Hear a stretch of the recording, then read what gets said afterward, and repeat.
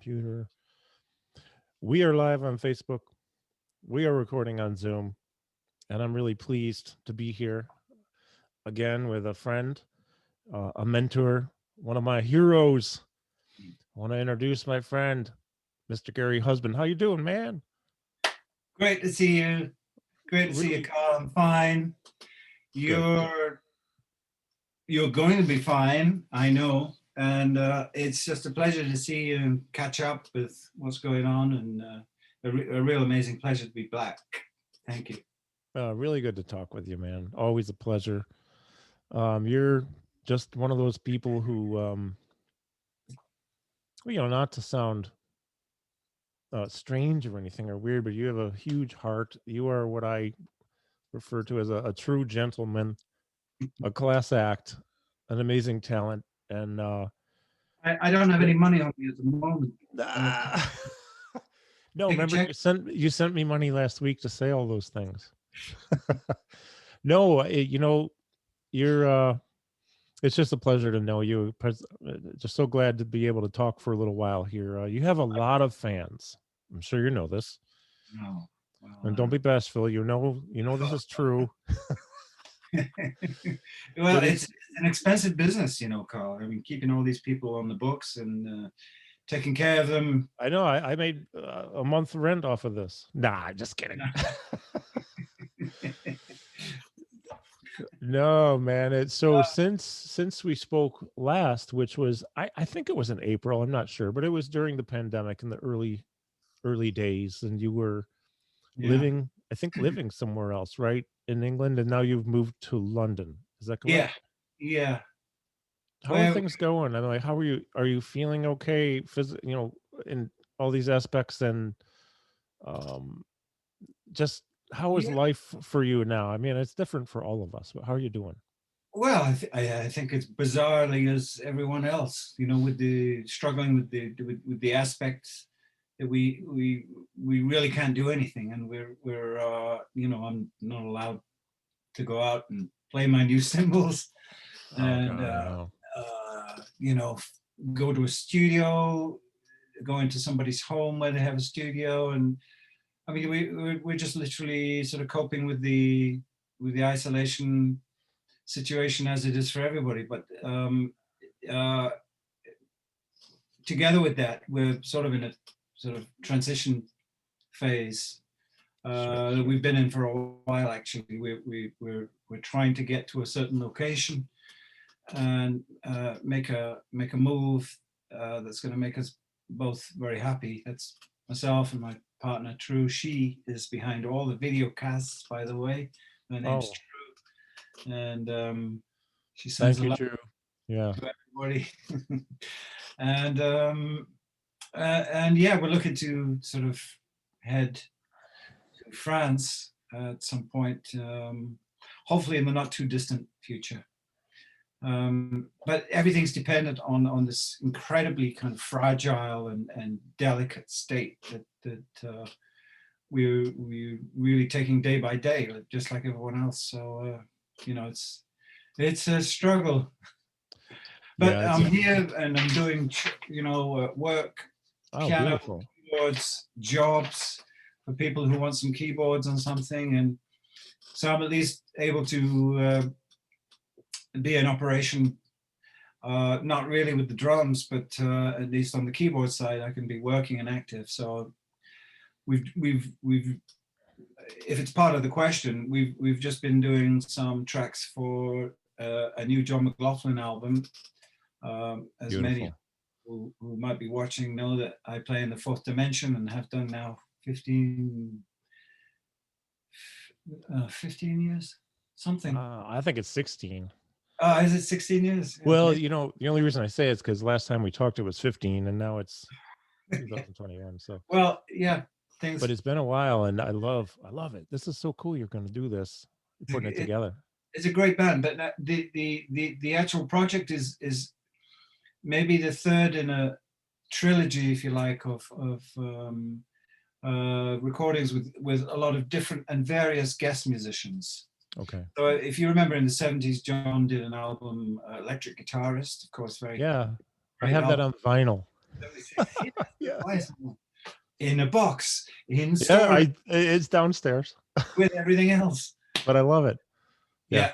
And then in the 90s, I remember The Promise came, which was very much along the same lines with a lot of Yes. different else. Dennis Chambers was there for a minute. So Vinny, Michael Brecker was on that too, right? On one yes, tune. yeah, at least on one tune. Mm-hmm. Yeah, one tune. Oh, I love it. One big long up-tempo jam tune. Yeah, that's right. Yeah, I love that tune, man. I was so glad. I love that CD. I have that on CD. Yeah. Yeah, and now this, what he's doing now is of in a similar vein. So I've already played on a track together with a great friend of mine over here, great bassist called Sam Burgess, and we played on a track with Vinny Colaiuta playing drums. He's just done his pass. He's pretty good. So he's okay. I mean, you know, you have to like this. It's like, right? you have to, you know, the thing is, when you do your tracks for a drummer, it's very interesting. So, you know, Sam and I were both in the studio. I'd done some piano for 2 tracks, one of which was this one. And Sam was asking, well, what would it be like?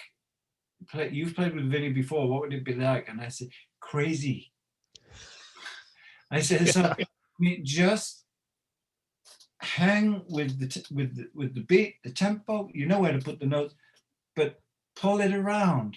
Yeah. You know, put some adventure into it and really sort of be free, because he's one of those genius people who just, as you know, he's just hearing things and he's reacting from this and that and this and picking up on that and this, you know, and you know it by this strange artificial process it's incredible.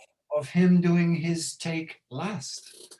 So it's very strange to actually play as if, and what we do, Carl, as you know, is we play from experience. We play from the experience of the feeling of playing with somebody. Like we've just done a Fourth Dimension track, and Ranjit, our great drummer, I love him. I love him too, and he'll put his drums on last. So we have to just imagine the sound of Ranjit, and we know it so well. So, and that's what creates the experience. So if you work from the experience, and you think, well, round about now, Ranjit is probably going pretty nuts. You know, at this stage in the solo, he's on that upward curve, you know. So I'm going to create some things that we would do if we were playing together, you know, and things like that. You tend to form what you do, knowing that this personality who you know very well is going to be playing on it after you, and you preempt that somehow in the way you play. Cool. That's really interesting. I hope so. We have a few people watching who, first of all, my mom, her name is Helen. Helen, you should be very proud. You should be very proud. Well, and Danny Gottlieb is here. Oh, the great Saltini. We love Danny Gottlieb. Hello, Danny. By the way, Danny, let's talk again soon. Let's see, we have Franco Zuccaroli, Leonardo, Moonjune. Leo is there. Wow. He has to leave soon, but he is here right now. And Franz Earl is here. And Sylvia Gabriela, thank you. She's a friend of mine in Mexico. This is where this shirt came from my friend Laura. Hi, friends. And Laura, thank you for the shirt. My best fitting shirt. Love it. Current. What do you think of my shirt? So speaking of shirts, off camera, we're talking about shirts here, you know. Horatio Nardini is here. Leonardo, man, we love you like a brother. Because you are a brother. And that's amazing guy. Love him. Yeah. Miles, Wayne, Ron, Tony, and Herbie. What a great shirt, man. What a great band. Here's my sanity. Here's my reality check every day, ladies and gentlemen. if when I'm feeling one of those, what is the point of all this kind of moments, and where are we going, and all this dread flowing in, I'm going to have to do something about that very quickly. And one of the best things that I can do about it is put on a record with these guys, because this stuff makes the most sense to me, more sense to me now than it ever did. And I was already, by the age of 14, I was already a complete convert to oh wow, man, everything Miles uttered, and the way this band spoke to each other, and this whole coexistence of this communication level of talking to each other, like conversational in music, and it was as if you were taking music and treating it as if it was the most uncomplex thing in the world, and just using it for your own. I mean, these people are absolute giants. They totally, at least personalized it. To really add to that, they really elevated for me the whole. I knew nothing to this way of conception in improvised music until these fellows came along. So if anybody can point me in the direction of what was happening before that this was a direct result of, please go ahead. But for me, this was something else, and remains so. So me too. It's timeless music. Yeah, there's no expiration date on that stuff. And this shirt, by the way, because there's going to be millions of questions going, where'd you get the shirt? Well, the answer is, it's a company called Grits and Gravy.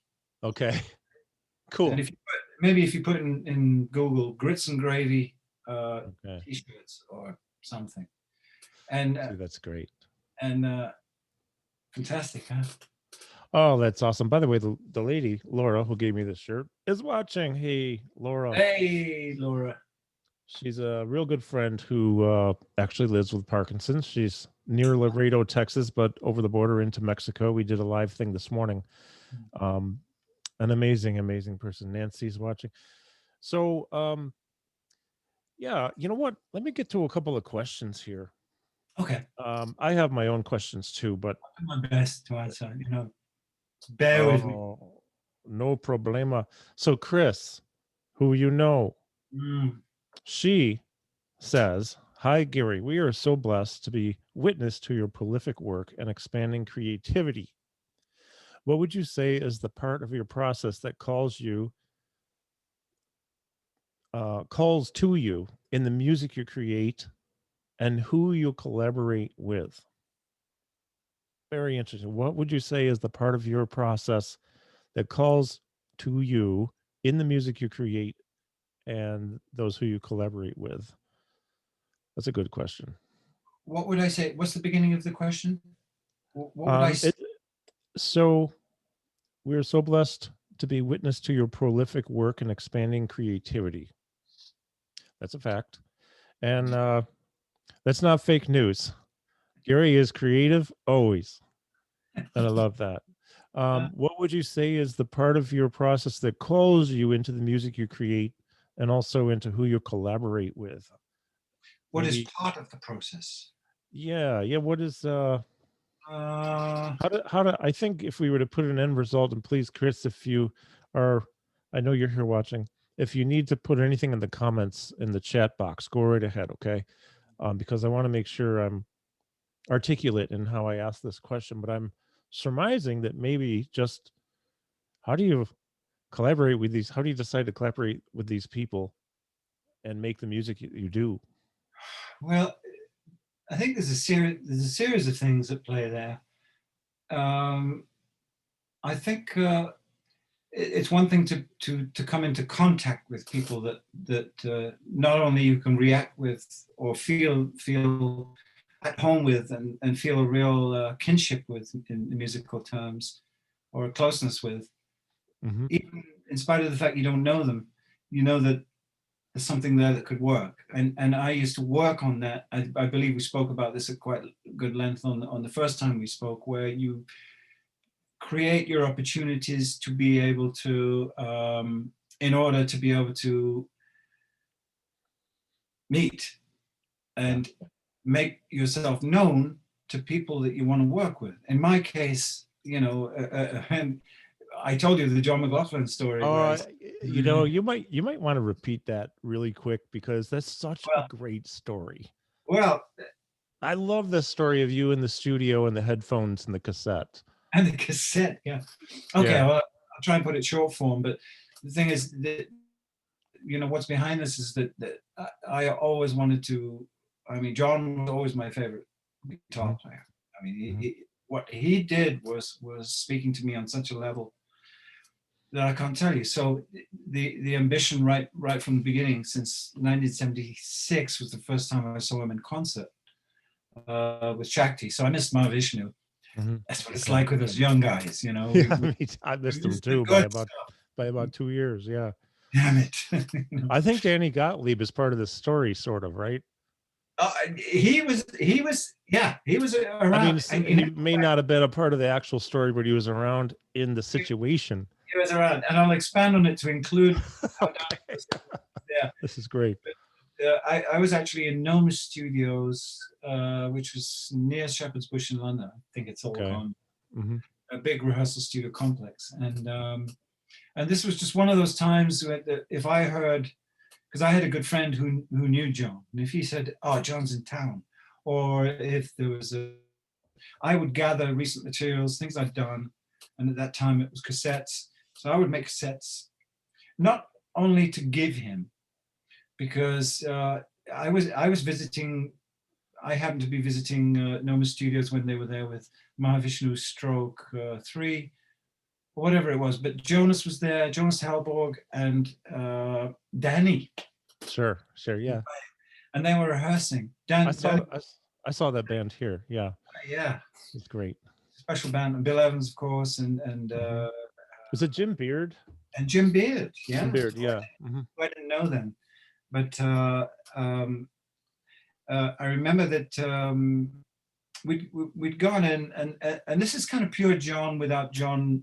This is no side to John, but I'd gone in, and I remember Danny. You might remember you went out for a what we call a PP in France, or a piss in English. Yeah.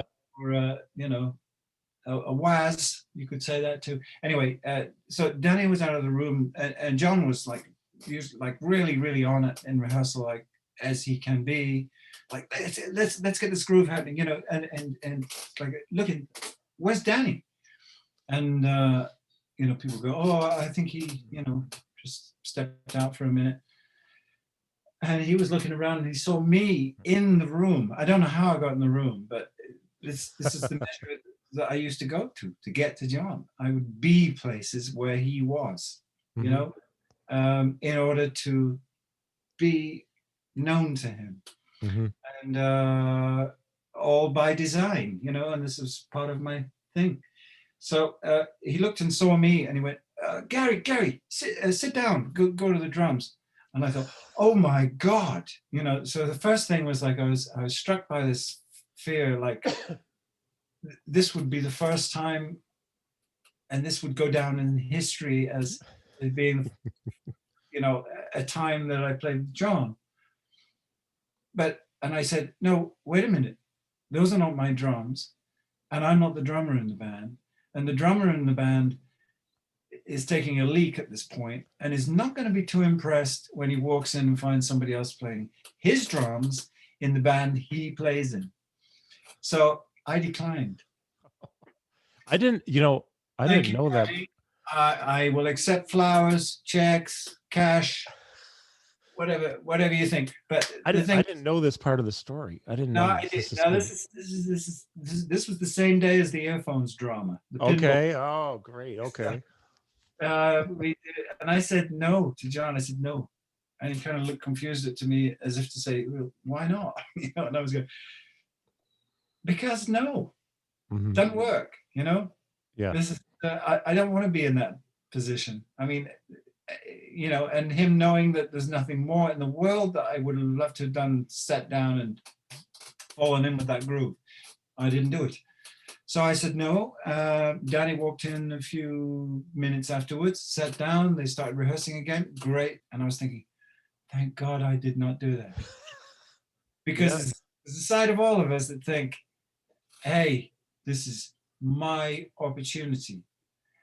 Sure. But some people, maybe more than others, would think, but at what cost? But at whose expense? Who's going to feel something bad as a result of that? And it didn't take me long to arrive there. So I said no. The rehearsal started up again.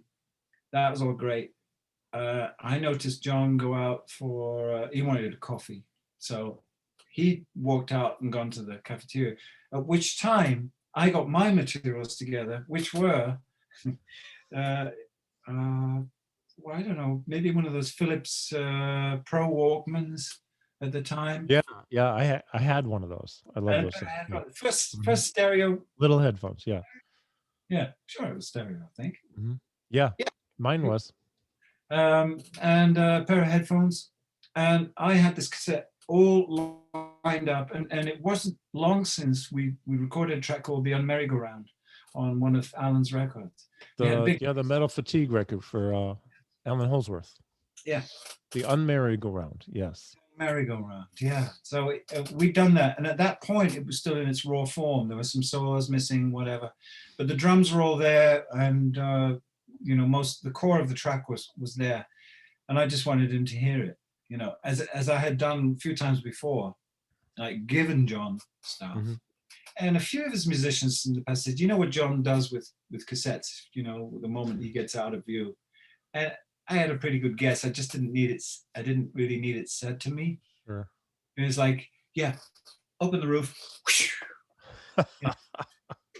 And I remember those occasions, not saying who, but some people actually said that to me. So I decided to take the pressure up a notch and actually take the music to him.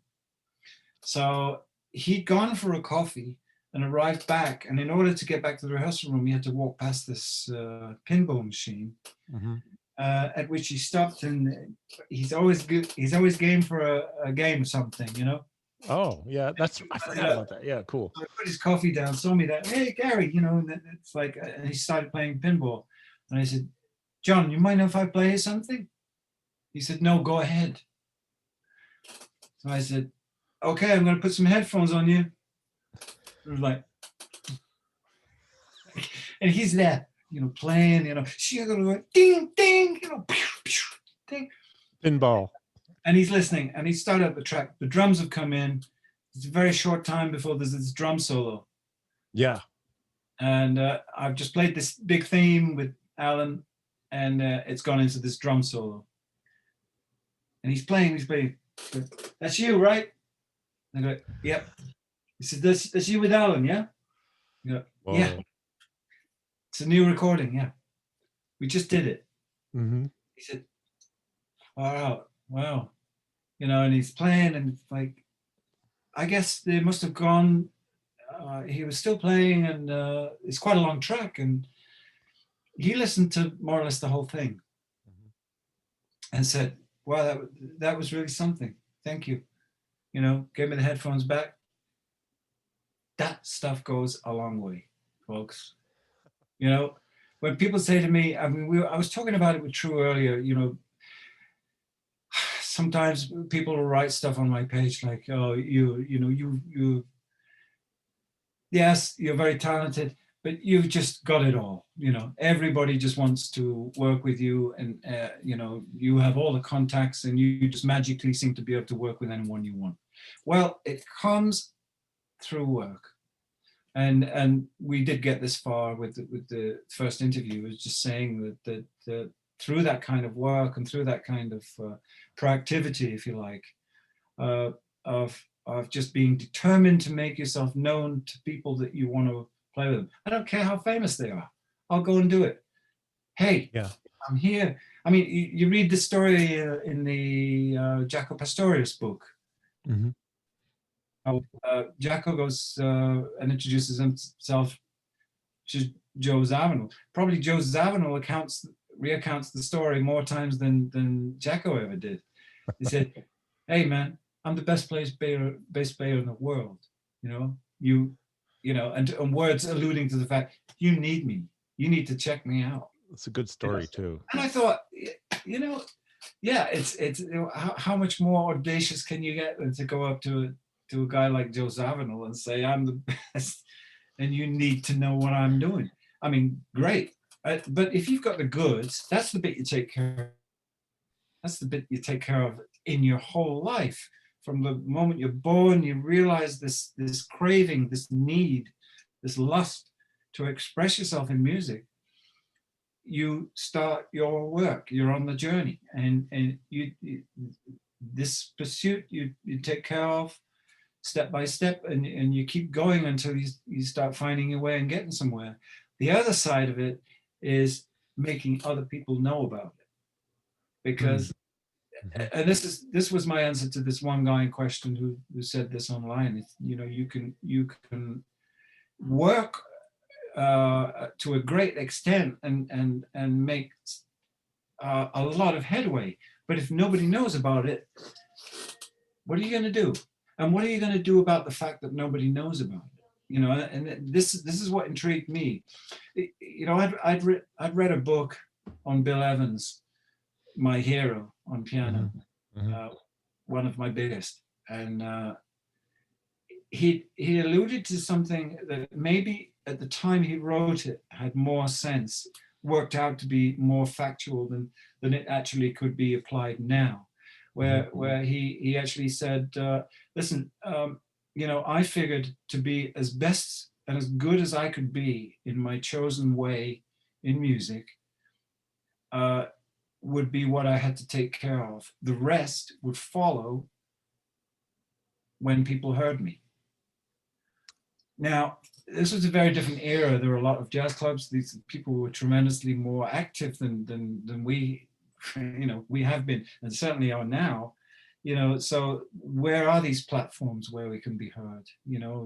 Spotify, or Apple Music. Where do you go? You can go everywhere and hear everything. What makes you any different? So my whole thinking was that that might have worked in Bill's time in his area of playing, and worked for him very well, but it's not something, as a newcomer in London that I was in the 70s, that could say, oh well, I'm taking care of my stuff and I'm getting my playing as good as I can, so the work is just going to come flooding in because I'm playing around and people are hearing me. Well, maybe. Not necessarily. And the one thing that you can make it a lot more probable is to start making social inroads, to start taking an interest.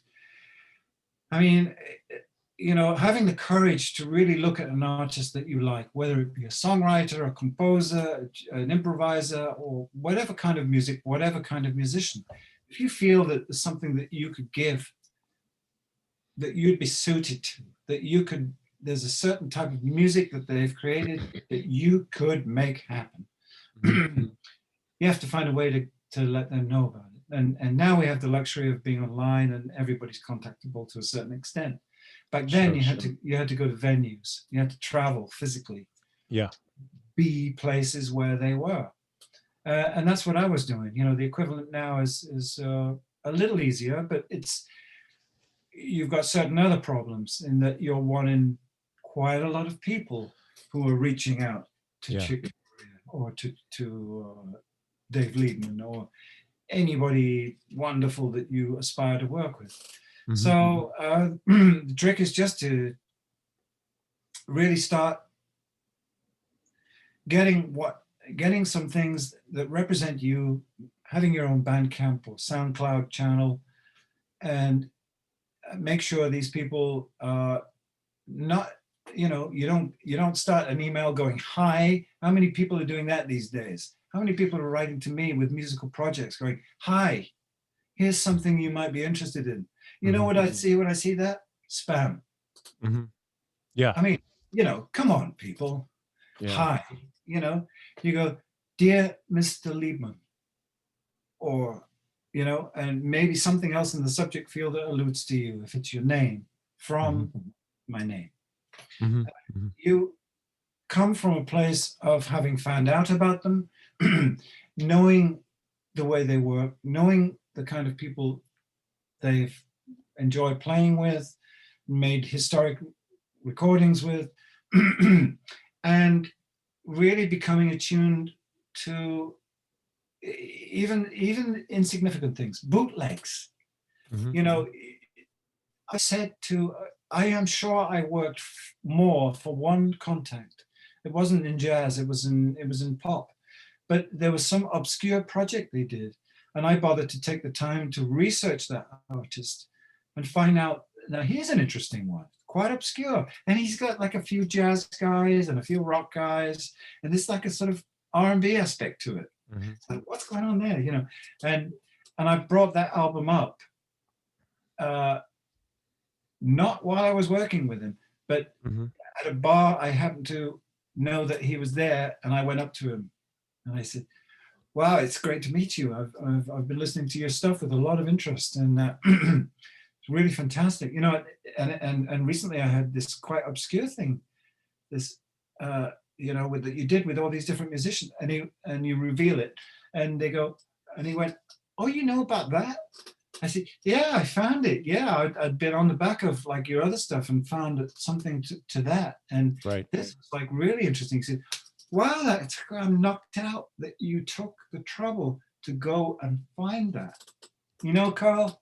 Oh, so there are extra layers going on to the work you put in, to be able to show your appreciation for what they do, and make it known that, right, and automatically, my friends in music all over the world, you become something that they will remember. They'll go home that night and think, wow, I met a guy tonight who checked that out. Wonder who is that guy? He gave me his number. I'll find out about him. Bingo. Yeah. Something, and if something comes from it, you can have a drink and say, congratulations, felicitations. Exactly. Well, if we dial it back to that original question, sorry, Carl. No, this is fantastic. Oh, Steve Hunt is here. Love you, Gary. From the first time I heard IOU, I was hooked. To say there's no one like Gary is still, a huge understatement. Okay, we're gonna divert for 1 second in a minute.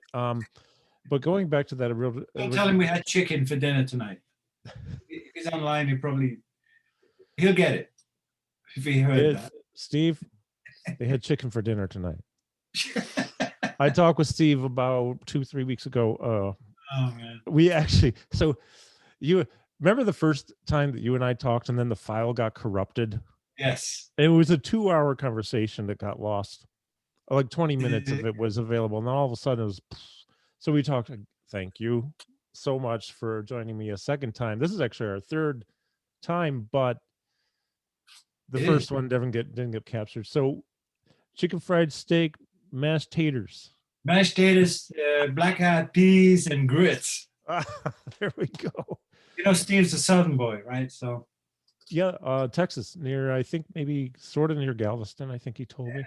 And we were talking about so that conversation flowed so naturally. I feel like I've known him forever, and I had never met him before. And it was actually 4 hours, 3 of which got recorded.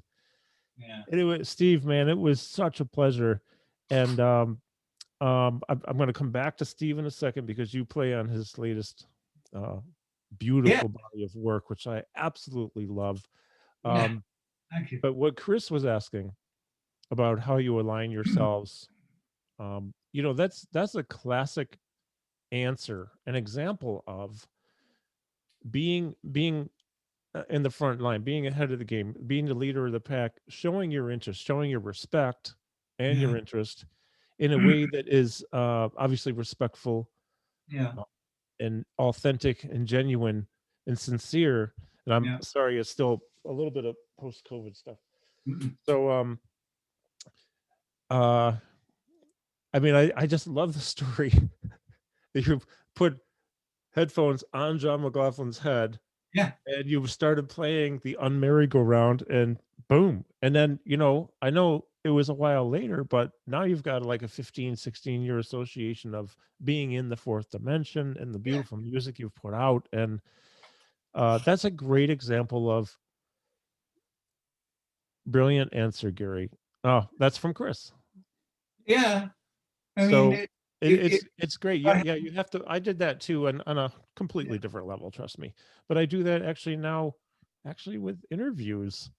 Yeah. And I'm not trying to take advantage. There's nothing alternative in this for me. I'm not looking for anything. I'm not looking to play with anybody. I'm not looking for recognition. I'm looking to capture the some history, some knowledge, some information, a legacy of people who I consider geniuses like you, Steve, Dennis Chambers, Wegel, all these people at Chad Wackerman I talked with the other day. We had a great Oh, talk, and I've only talked with Chad 30 seconds at a time, maybe 4 or 5 times, at a gig after an Allen show. But what a sweet man. And to have this stuff, and Dom Fumalaro, I talked with him last week. What a great guy. And it's just to take this and put it somewhere so it's there so that, when I'm gone, if it reaches somebody when we're gone or whatever, it has an impact because it's so important. I think I could go off a little bit. I don't want to go off too much. And I want to talk about Steve's project that you're on. Is There's no judgment here. It's just that times are different now. We have iPhones, we have Samsungs, we have smartphones, we mm, have social media, we have ways of communicating that are completely different, ways of recording that are different, ways of sharing things that are different. And a lot of times, with especially the younger population, even an eye-to-eye contact is difficult, and a face-to-face conversation becomes a challenge because of social interaction issues. And this is not that they're wrong; it's just that you can't. I don't believe it's realistic to expect gigs to flood in because of who you believe you are, even if you are the greatest thing since Tabasco sauce, which I yeah. like. To me, I think it's great, right? But it's if you're the coolest thing since sliced bread, it doesn't mean you're going to receive all the work or all the calls. Mm. You need to get out there and assert yourself Yeah. classy in a classy way. And you are, I always tell people, you are a gentleman, you're sincere, you're authentic, you are you, and you got to be yourself, man. You got to be yourself in this stuff. You have to Well, believe in yourself too, and you believe in yourself, so you go and you yeah. here it is. Well, Seriously, it's great. having said that, I mean, this isn't without a certain amount of trepidation, or I'm not exactly sort of proud of all the recorded work been responsible for, but there's a certain amount of it that I can stand by, and some of it may have made a little bit of a difference here and there, which is wonderful to have represented something, particularly the movement with Allan, which was very Oh separate, God, very yeah, unique. So that it changed my gives life. it gave us all a chance to, because he gave me a chance to find me with him. So which was the ultimate situation, really, to have just been given that platform. And Yeah. but I'm sure that if it hadn't worked, it would have been apparent to us much sooner. And in actual fact, nothing could have been the opposite. That was an extreme example in all of this, where it really just went like it wasn't just like a complimentary feeling between me and him. It was an attachment. It was like, I've got you. Yeah. You are now mine, That and it's we yeah. are now this. And it really was like that. I mean, it. I don't want it to sound pretentious or floating my own trumpet. No, blowing my own trumpet, maybe. Blowing your own home. No, it's not like that. No, But it's it's just a chemistry thing. one in a million, 1 in 100 million times can it happen like that happen. And so that really was a blessing, and that was a kind of like a chance meeting that turned into something that I had no idea would ever be like that, and it was, and we took it by the horns and went with it.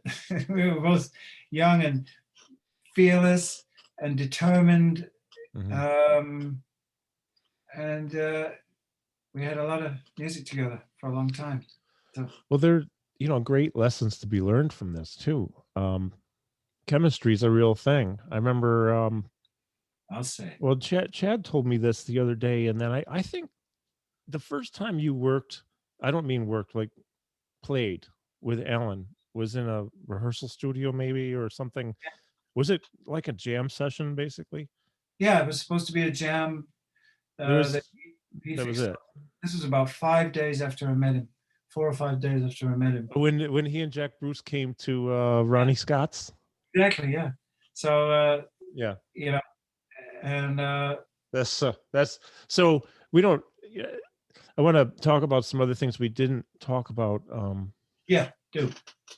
Before, but for those watching, Gary and I spoke last year in maybe April, and if you go to the playlist on my YouTube channel, you should be able to put in Carl K. That's with a K. CarlSterling.net. It should go to that playlist. If it doesn't, search for Carl Sterling, Gary Husband.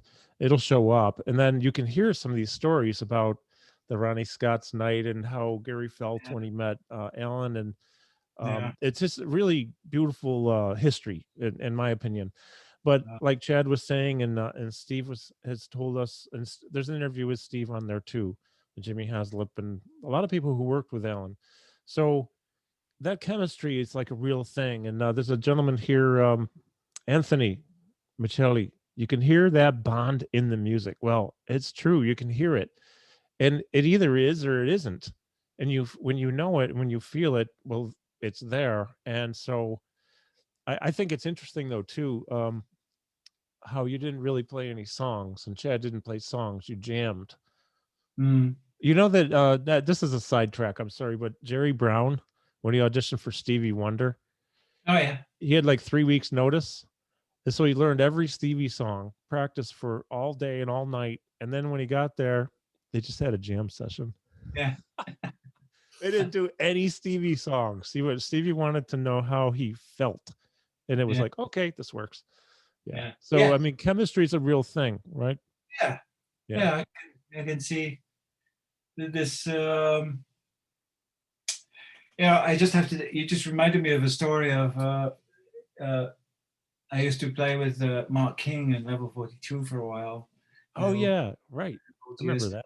And he's a very funny guy, as well as one of my dearest friends. And what a musician, what a performer. He's got that thing down, man. And his vocals, beautiful. And at the same time, simultaneous, like Jack, this simultaneous. Yeah, Jack Bruce. Unbelievable. And but he has this great funny side of him, and he came to the part of the show and Mark was talking about, I want to introduce you to our monitor engineer. You don't see him, but you hear him, and he's here, and this is Joey's his name. He's right there. Applause, and our front of house guy. You hear all about what he's up to. He's sitting down there. His name's blah blah blah, Mark Clements, and we want to. We did have quite a sort of adventurous lighting guy.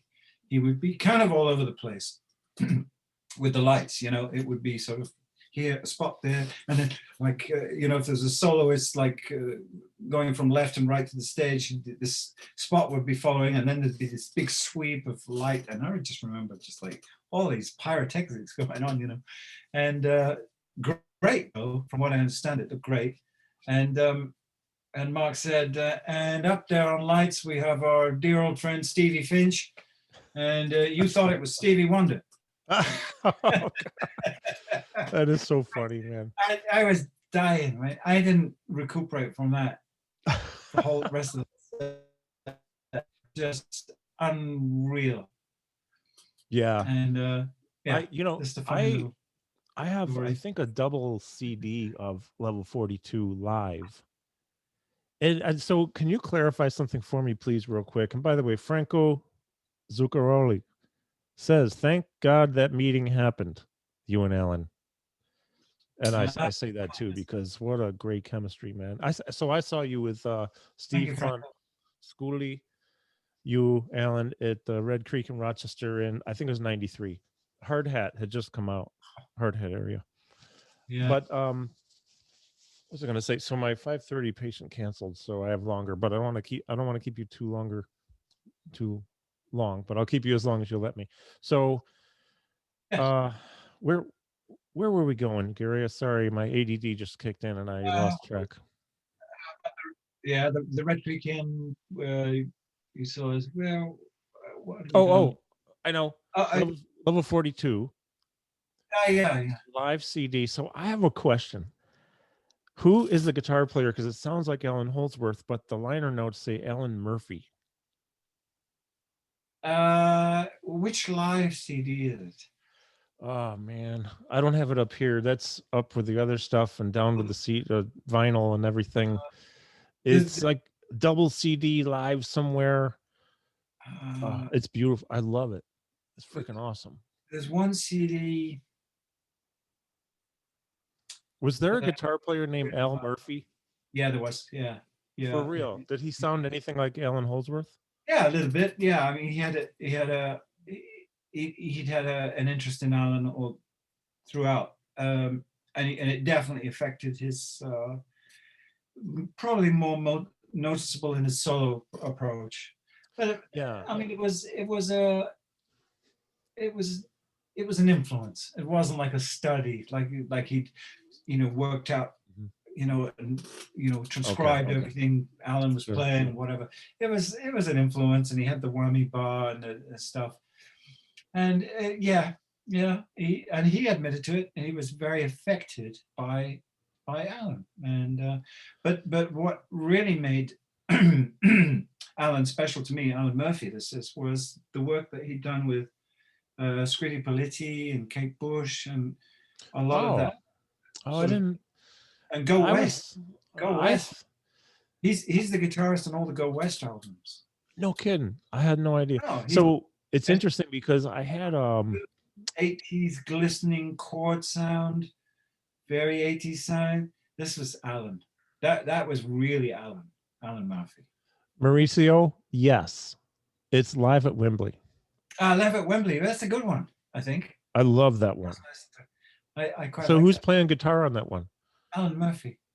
It is really okay. So here's why I ask, Yeah. because somewhere I don't, and maybe whoever wrote this wrote incorrectly, said that they used, because to me the solos sound so much like Allan Holdsworth. The Yeah. tone, and not so much the number of notes that whoever played it, but the tone really sounded like it a lot. Yeah. And I'm like, but I had read somewhere that it was really Allan Holdsworth, but he had some kind of legal issues with the recording, record company, and they had to use a different name, kind of like the Brecker brothers had to use a different name on the Jocko word of mouth CD or something. It was the Wrecker brothers or something. Oh, Not the Brecker, but the Wreck. It wasn't Wrecker, but something contractual stuff. But so it really is Alan Murphy then. yeah. No kidding. Okay, well I'm glad I know. Not that it really matters, but I was always curious about that. But Yeah. Allan Holdsworth did play with them for a little bit, didn't he? Later, yeah. In fact, we lost Alan Murphy. He passed away, got sick, and died young, and Alan Murphy. to our eternal misery, we lost him. Wow. Unfortunately, Okay. but because he really was a very special person. I remember there's one of the Kate Bush videos, because he did a lot of Kate Bush's albums around then, and she would often feature members of her band on the videos. And on this one, after Alan passing, her next song with Alan obviously playing on it, she had a chair with a guitar stood on it and a little candle. Oh wow. So that's Alan Murphy you're speaking of. Okay.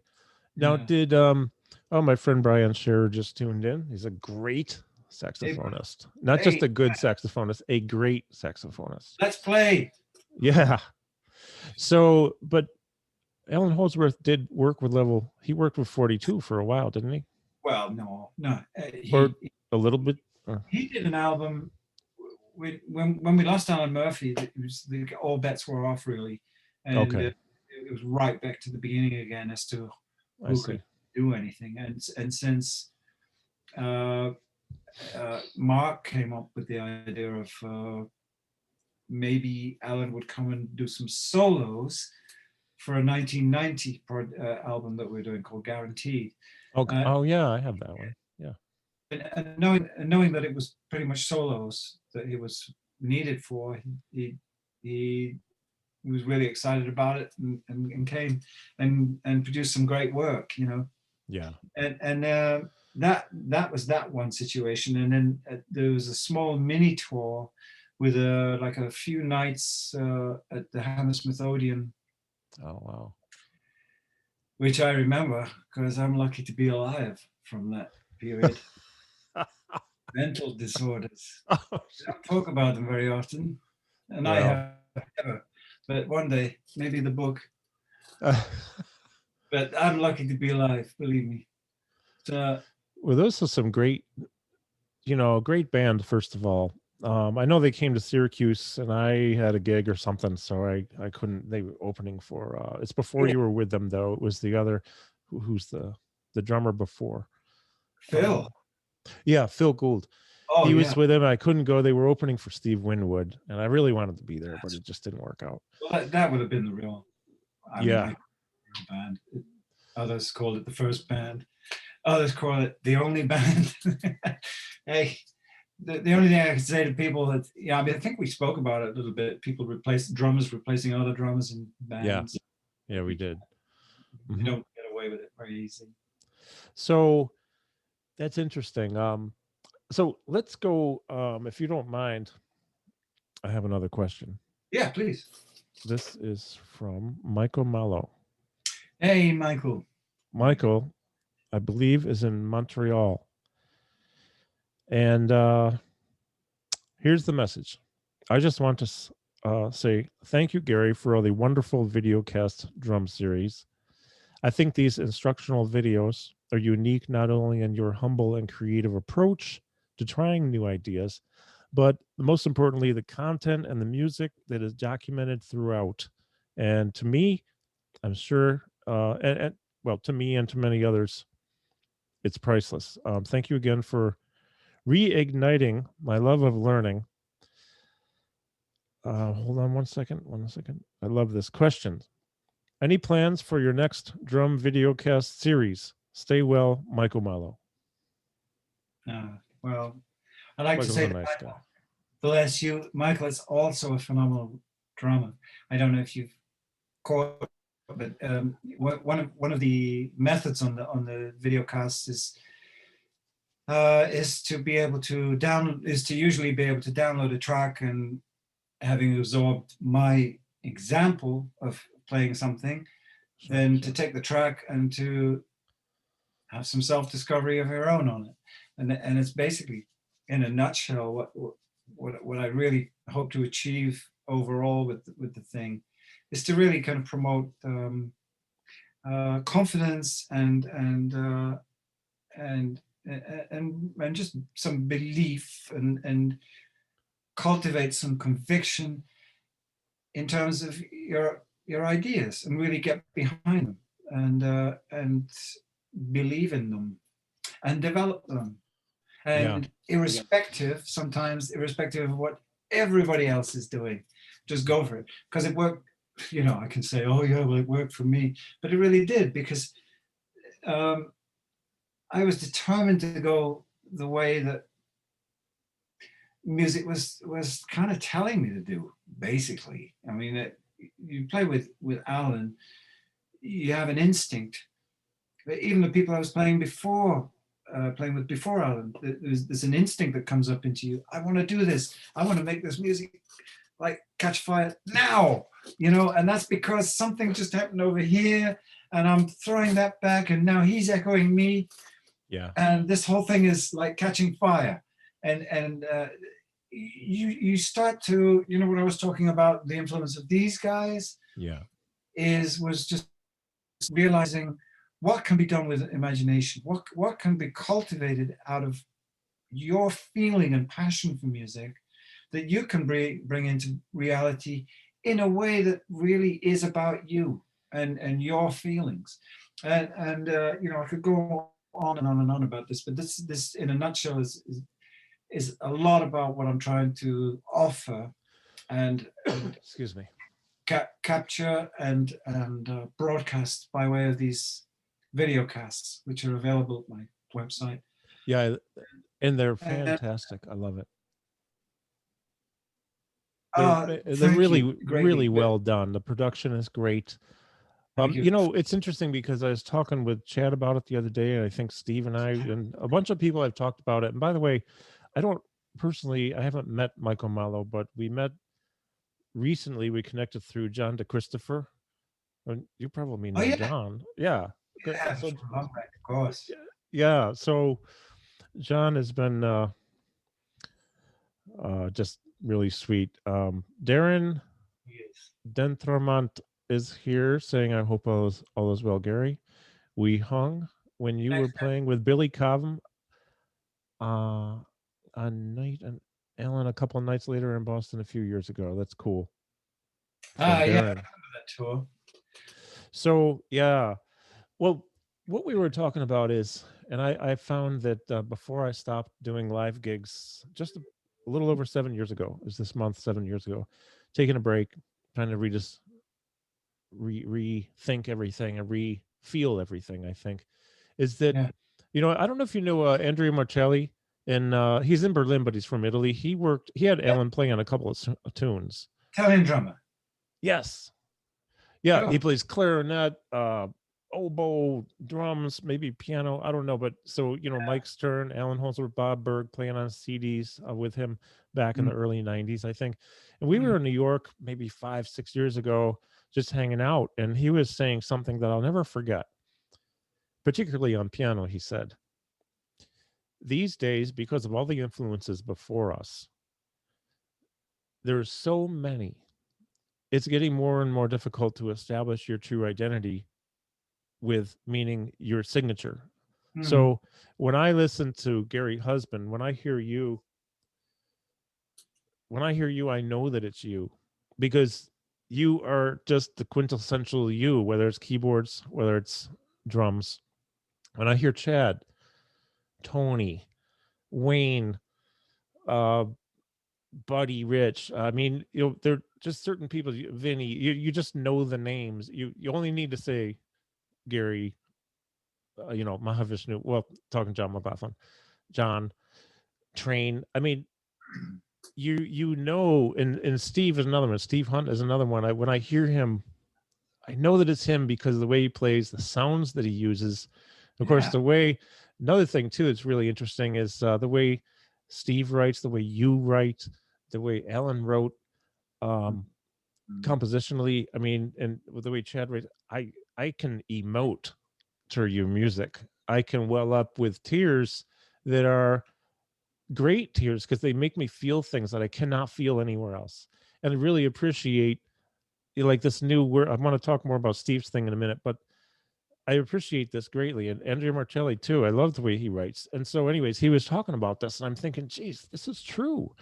And I had a real problem trying to find my own me. And I think when I reemerge in some form or other, I don't know how it's going to be playing, I have a sound and I have a thing in my head that I think will.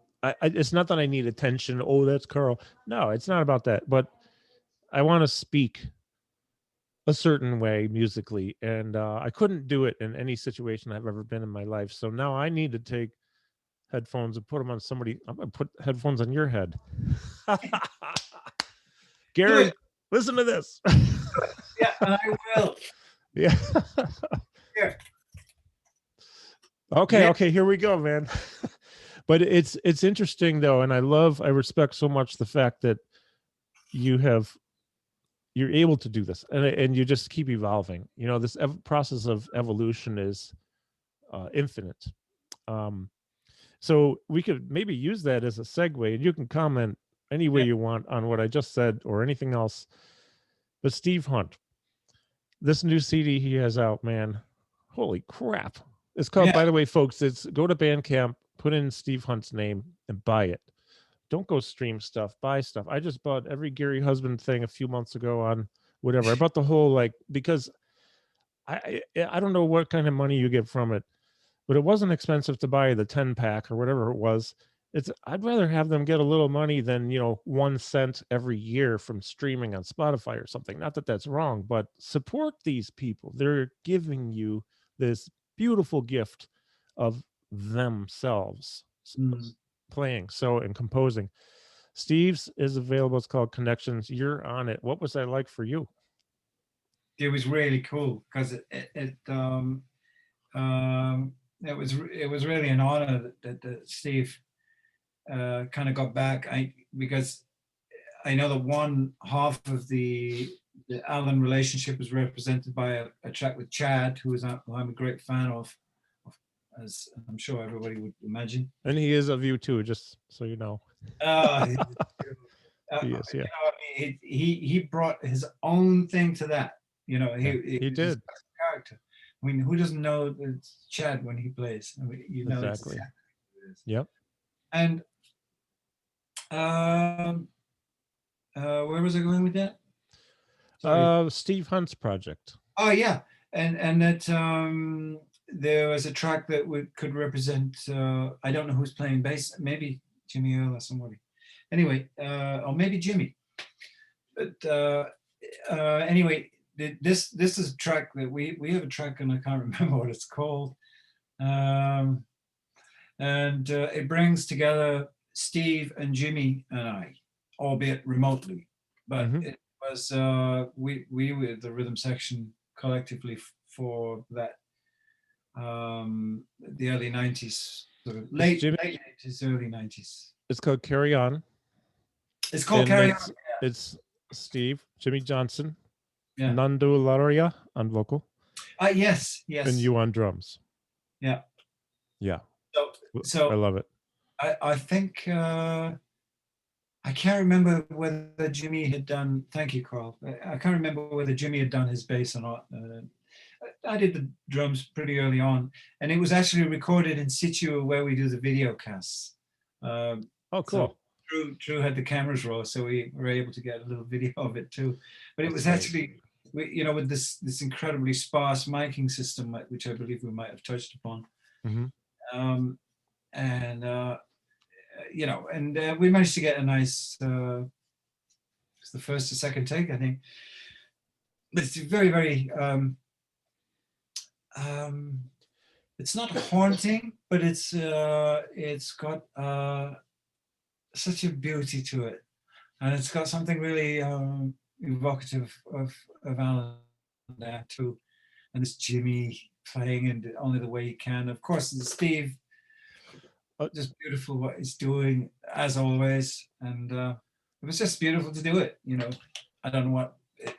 I think it's just turned out like it turned out. And I was very happy. I have a story about that song. The night that Steve sent me the music, I listened to a few songs, and then I went to bed and I put in my earbuds. Yeah. And then I knew right away. My eyes were closed. I was about ready to go to sleep because I usually fall out pretty fast, and I couldn't because I was listening to the Carry On. Yeah. And then there was no question it was Jimmy Johnson and you, because of how you play. I mean, it's beautiful, right? And then Jimmy goes into the solo. And if you didn't know it was Jimmy before, you knew it was Jimmy on the solo, because he's, you know how he is. He uses the full range. And oh my God, that guy just blows my mind. Yeah. It's here, let's just listen to a second of it here. It's then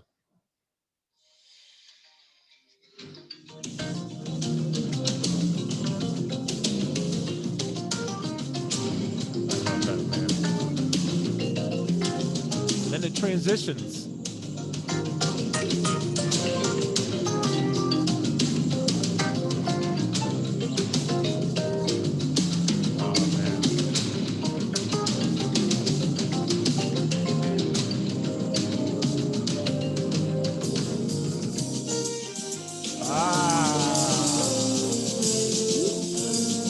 That is beautiful.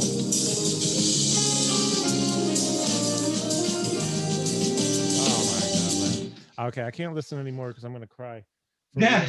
Because that's what that does to me, man. I mean, I'm already emoting to that because it's so beautiful. All of you. Beautiful tune. God, the feel on that thing is just phenomenal. Thanks. You know, well, it was a joy to be part of bringing that about. I just realized it sounds a lot like the beat on Pudwood that I did. It does. I love that. Yeah. You know, you know, this triple-litty thing. I just thought, oh, it's just like that. So I ripped myself off again. No, it you're gonna have to pay yourself royalties. Listen, man, now. It's all from Omaha Came. It's from everybody I sort of heard. Like, oh yeah, okay, Steel. Oh yeah, okay, Steel. Hey, that's why it's so hard for me to like create my own voice, and you know, it's something I struggle with because I stole everything from everybody. I didn't really have any original ideas until maybe the last 2 years I played, where I felt like, okay, there's the essence of Carl right there. Now, I'll tell you why. Not that I want to make this about me, but I will just for a second. Is because I was not I was not in the now a lot of times at gigs, and because part of it had to do with, well, I did it for a living. A lot of these gigs, although I respect and appreciate the work I had, because I had a ton of work, like every night, almost every night somewhere. Sometimes 2 gigs, sometimes 3 gigs, or a session in the day and whatever. But that's not to impress anyone. I mean, I did stuff that I did not want to do. So I was checked out, and I never even thought about making it myself because I was too bored. But I never, you know, professionally on stage, I would never emit that. You know, I didn't want anyone to know, although I think at the end they started to know because it was hard to hide it. So that's when I knew it was time for somebody else who's interested, come in, they'll play, they'll give it life that I can't give because I don't have it in me now. It's a good idea for me to take a oh wait, I did, so that's enough of me. Jimmy Phillips, do you know Jimmy Phillips? I was interested in going down there. Anyway, but yeah, Jimmy Phillips. Jimmy Phillips says today is Emily Pudwood's Holdsworth birthday. Oh, Emily's Alan's daughter, right? A daughter. Yeah. Okay, cool.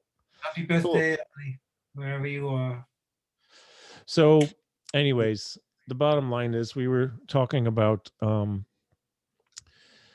identity, signature sound, but let's go back to your video casts and any kind of plans you have in the future. What are you putting out?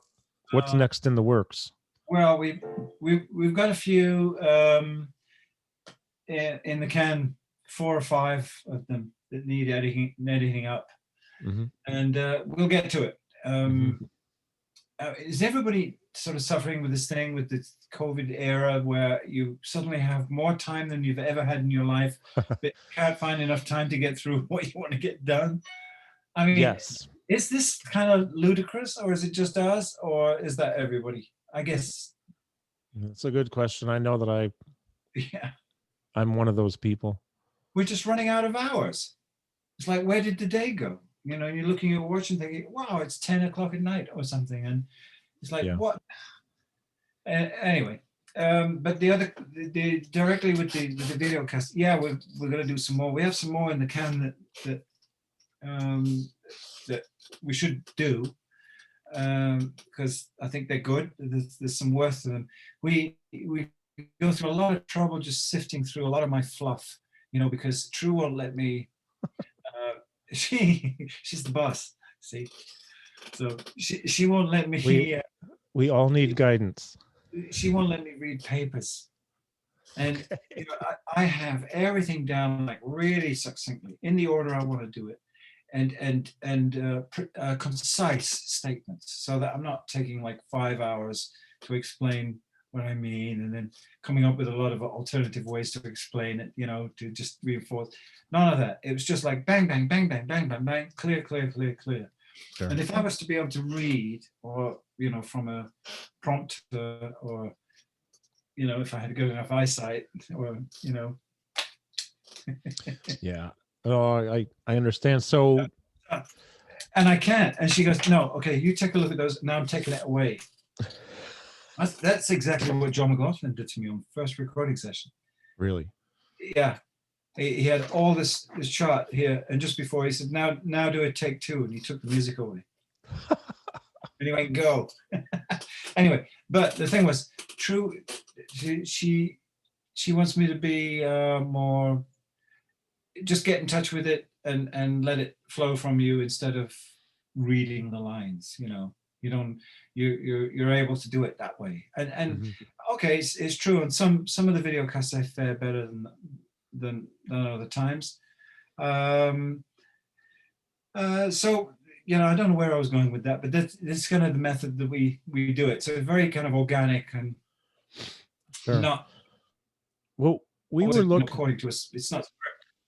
Oh. We were looking real quick at a question from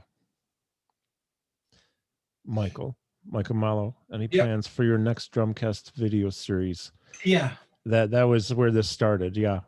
Yeah, we have about 4 more titles still in the can, as I mentioned. So we're going to get those out. But the great thing to do would be able to get into a situation where I can get to a kit, if not my red kit, which I have not seen since March of last year. Oh, wow. So I haven't really played a drum kit except for a little cocktail kit for a video with Chick. And yeah, I'd like to talk about that too. and just I did actually play drums for the first time, and my new Pisces cymbals for the first time. Yeah, they sound really good too. Yeah, well, yeah, they really do, and I've really found my way with them very quickly, and I'm really overjoyed about it. But we just have to make sure that we're in a situation now where we can. I mean, forget it in London, particularly during lockdown, just the rates of buildings like we had before. So we have to find another premises, which we will find in France. This is part of the idea of going there for an affordable, bigger space out in the countryside where we can actually build the permanent station for the drums, for the video casts, and for recording at home. And it's really, you know, an atelier for her so she can do woodwork and pottery and stuff as well. Oh, so, great. So that's great. That's what we want to do. So yes, they're more, but not quite yet. But they're coming. And Michael will know about it. Michael's a great drummer, man. He covered some of my tunes that I put out to play to. And he's got a beautiful feeling and beautiful way of expressing himself. So that's great, man. He is cherished by us as one of our highly thought of followers. So thank you, Michael. Well, we just met recently through connected through John DeChristopher, who it's just great to connect with him, and then Michael. We've been chatting a lot, pretty much every day. Yeah. And so one of these days, Michael, Montreal, I want to go see Gino Vanelli if he ever does a live gig up there. I saw him here once. Oh, unbelievable. So let's a few weeks or months ago, there was a video that came out with you and Shakria just talking, and that was just so freaking cool. Oh yeah, that was great. And then recently, this month, I think, was it this month that the other one came out where you did a song together? Yeah, we did. Yeah. How did that come about, and who did the editing? Because that's a heck of an edit job, man. It looks really good. Well, I think as it's made clear on the trailer, hopefully it's somewhere. True did it, but she did it out of extraneous bits of playing that weren't the track at all, because we both were in complete isolation when we did it. So we weren't being filmed. So she found some clips of me, which she slowed down, sped up, and whoa, man, knows where I finish and my hand coming off. So I know where to go when I hire people for my video. Okay, True. We're gonna do some business. Yeah, exactly. Wow, exactly. That's amazing. She also did the video for Lockdown Blues, John McLaughlin, the Fourth Dimension that we did. I love also that. One for You Know, and also one with Zakir Hussain and Shankar Madhavan and John. Is That So? And they do a piece called Saki, and she Really? did an extraordinary video for that. I'll So have to she, check it out. I haven't seen that one, but I saw the other two with the um oh my gosh, the fourth dimension. That's yeah, COVID brain. I can't remember everything yet, but I'm yeah, getting better. Oh yeah, yeah, that's a really nice job on that. Just I'm so yeah, glad you guys put that out. We need that right now. I mean, I need a fix of some new yeah. McLaughlin music, some new fourth dimension, new Gary Husband. Wow. Because we're like starving for it. We can't go to a live gig because there are none. No, So no. yeah. We're all aching to hear from our favorite musicians.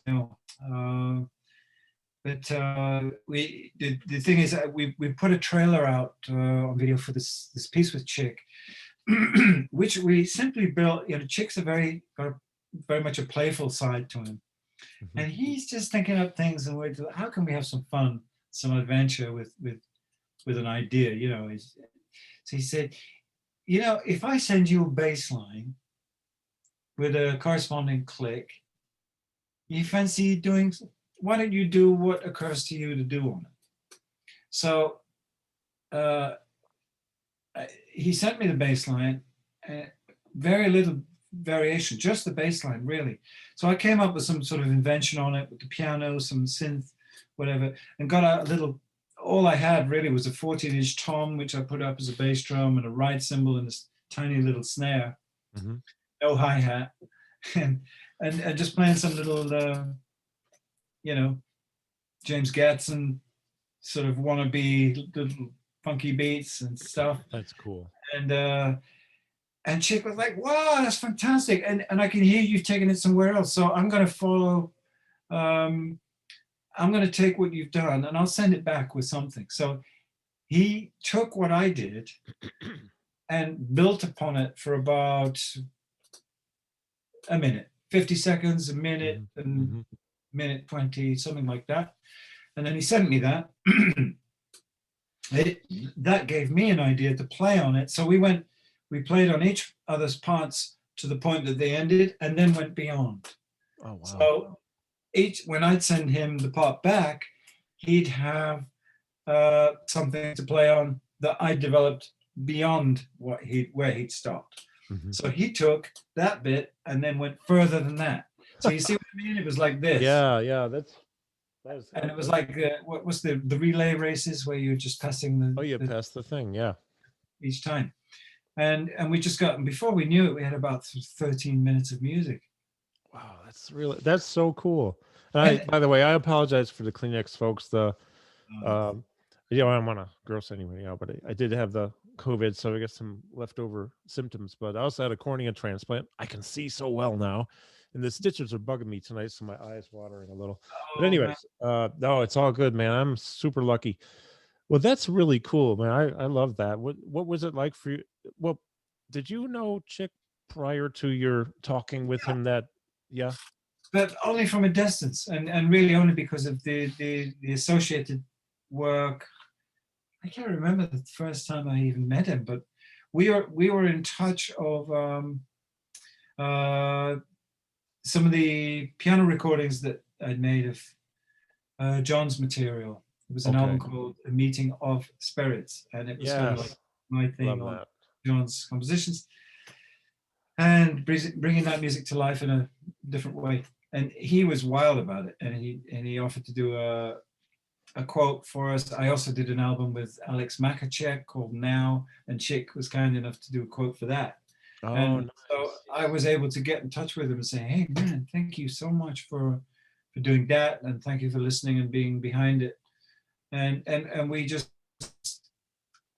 going back to point one of this whole interview, we struck up a thing and we were talking, and I was talking about all as many and various things, and he was blown away that I knew everything about him, of course, because I was always interested in everybody, and we just struck up this friendship, and to the point where now when he plays, and we've done a lot of festivals with the Fourth Dimension, and Chick's been on the same. That's Oh, what's nice about festivals too, if you're lucky enough to be able to get to play on them, where you can really get to meet people because you're backstage with them all. oh yeah. So there's a video on YouTube I came across years ago. I just remember this. You were somewhere in Europe, don't know where, Yeah.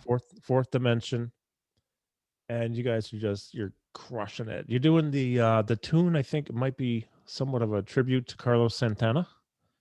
Oh yeah, Carlos CS. Yes. Oh man. So, Mm. anyways, in the background, you see Chick, Lenny White, Stanley Clark, and Frank Gambale standing back behind the stage. And then at some point, John McLaughlin introduces them in that concert. And I was thinking, Yeah.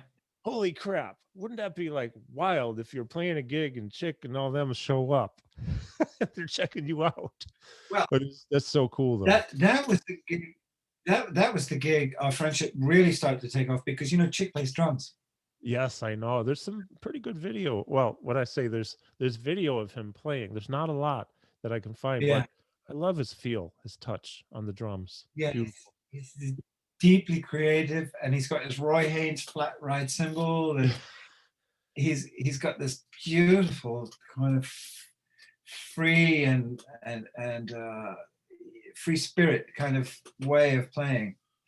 Yeah, he actually has the flat ride that Roy gave him. Yes, he does. That's what you mean, right? Because he actually, I think there might be in fact, my mom sent it to me, the symbol that Roy Haynes gave me. And of course, it's a flat top. Oh, yeah. I've only seen Roy once, and it was with the Miroslav and Chick. Oh, they did the Matrix, they did all that stuff, and holy, Roy kicked my ass that night. So did the rest of them. But yeah, that's a great concert too of the Fourth Dimension. I don't know where you were, but the Chick and all them are in the background watching, and there's something I was in France. Oh, okay. Anyway, so but he was like, I think that was the first time he'd ever sort of seen the band live, and he was going, "Wait a minute, you do the drums and you do the keyboard, and that's what I want to do." And, and we were signing emails to each other like, "Piano and drums, yeah." So he's got this real big piano and drums thing, and obviously I have too, and we really started to strike up more of a friendship with that in mind, and that's what kind of was behind what transpired on the video, on the new thing. That's just great, man. And so in our first interview that's up, for those who are watching, if you go to, I hope it works, carlsterling.net. It's Carl with a K, Sterling like silver. Yeah. You'll see the first interview I did with Gary. And actually, Gary talks a lot about his trying to choose, or maybe not trying to choose between piano and drums, because it seemed like what you choose, you would be known for that, and it would define you and this and that. And it's like, well, I have to do both. And you've done it so extremely well. And I think there's a good lesson there too, that you don't have to be restricted in an area. No. You can be expressive and get outside the box and just play, and I don't know if Chick has ever done drums on a live gig, but certainly I know he plays, and I love watching the videos of him playing. Michael Brecker, he played drums. Yeah. Jocko played. Yes, I actually saw Jocko play drums. So there are a lot of people doing multi instruments, and they're very good at each one they do. And I think it really helps to round people out into becoming a better musician. Anyways, having an understanding of different instruments. Well, I think it's all part and parcel of what we were talking about earlier. It's like, how do I start to really get a sense of what I am, and what is me? Where am I? What is my voice? What would it do if this happened? And I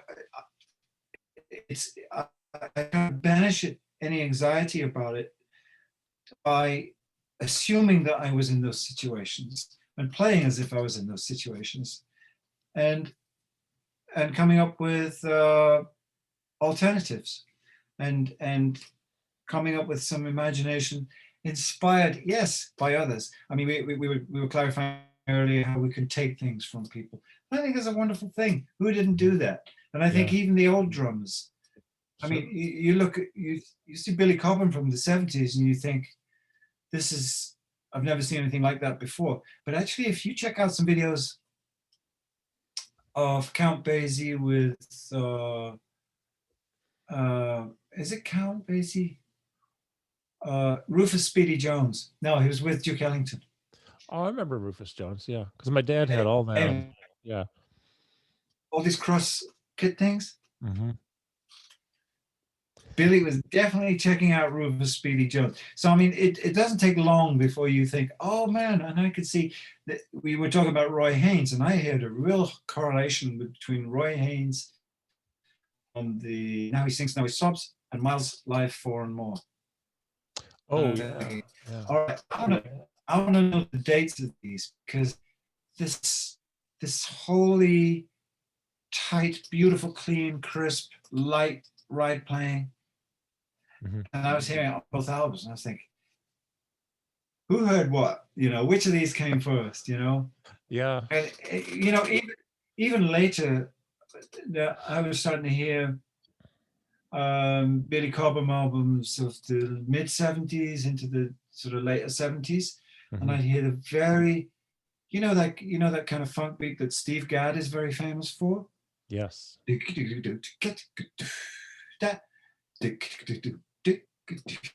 How does it go? Yes. I can hear it. I can hear it. Bass drum.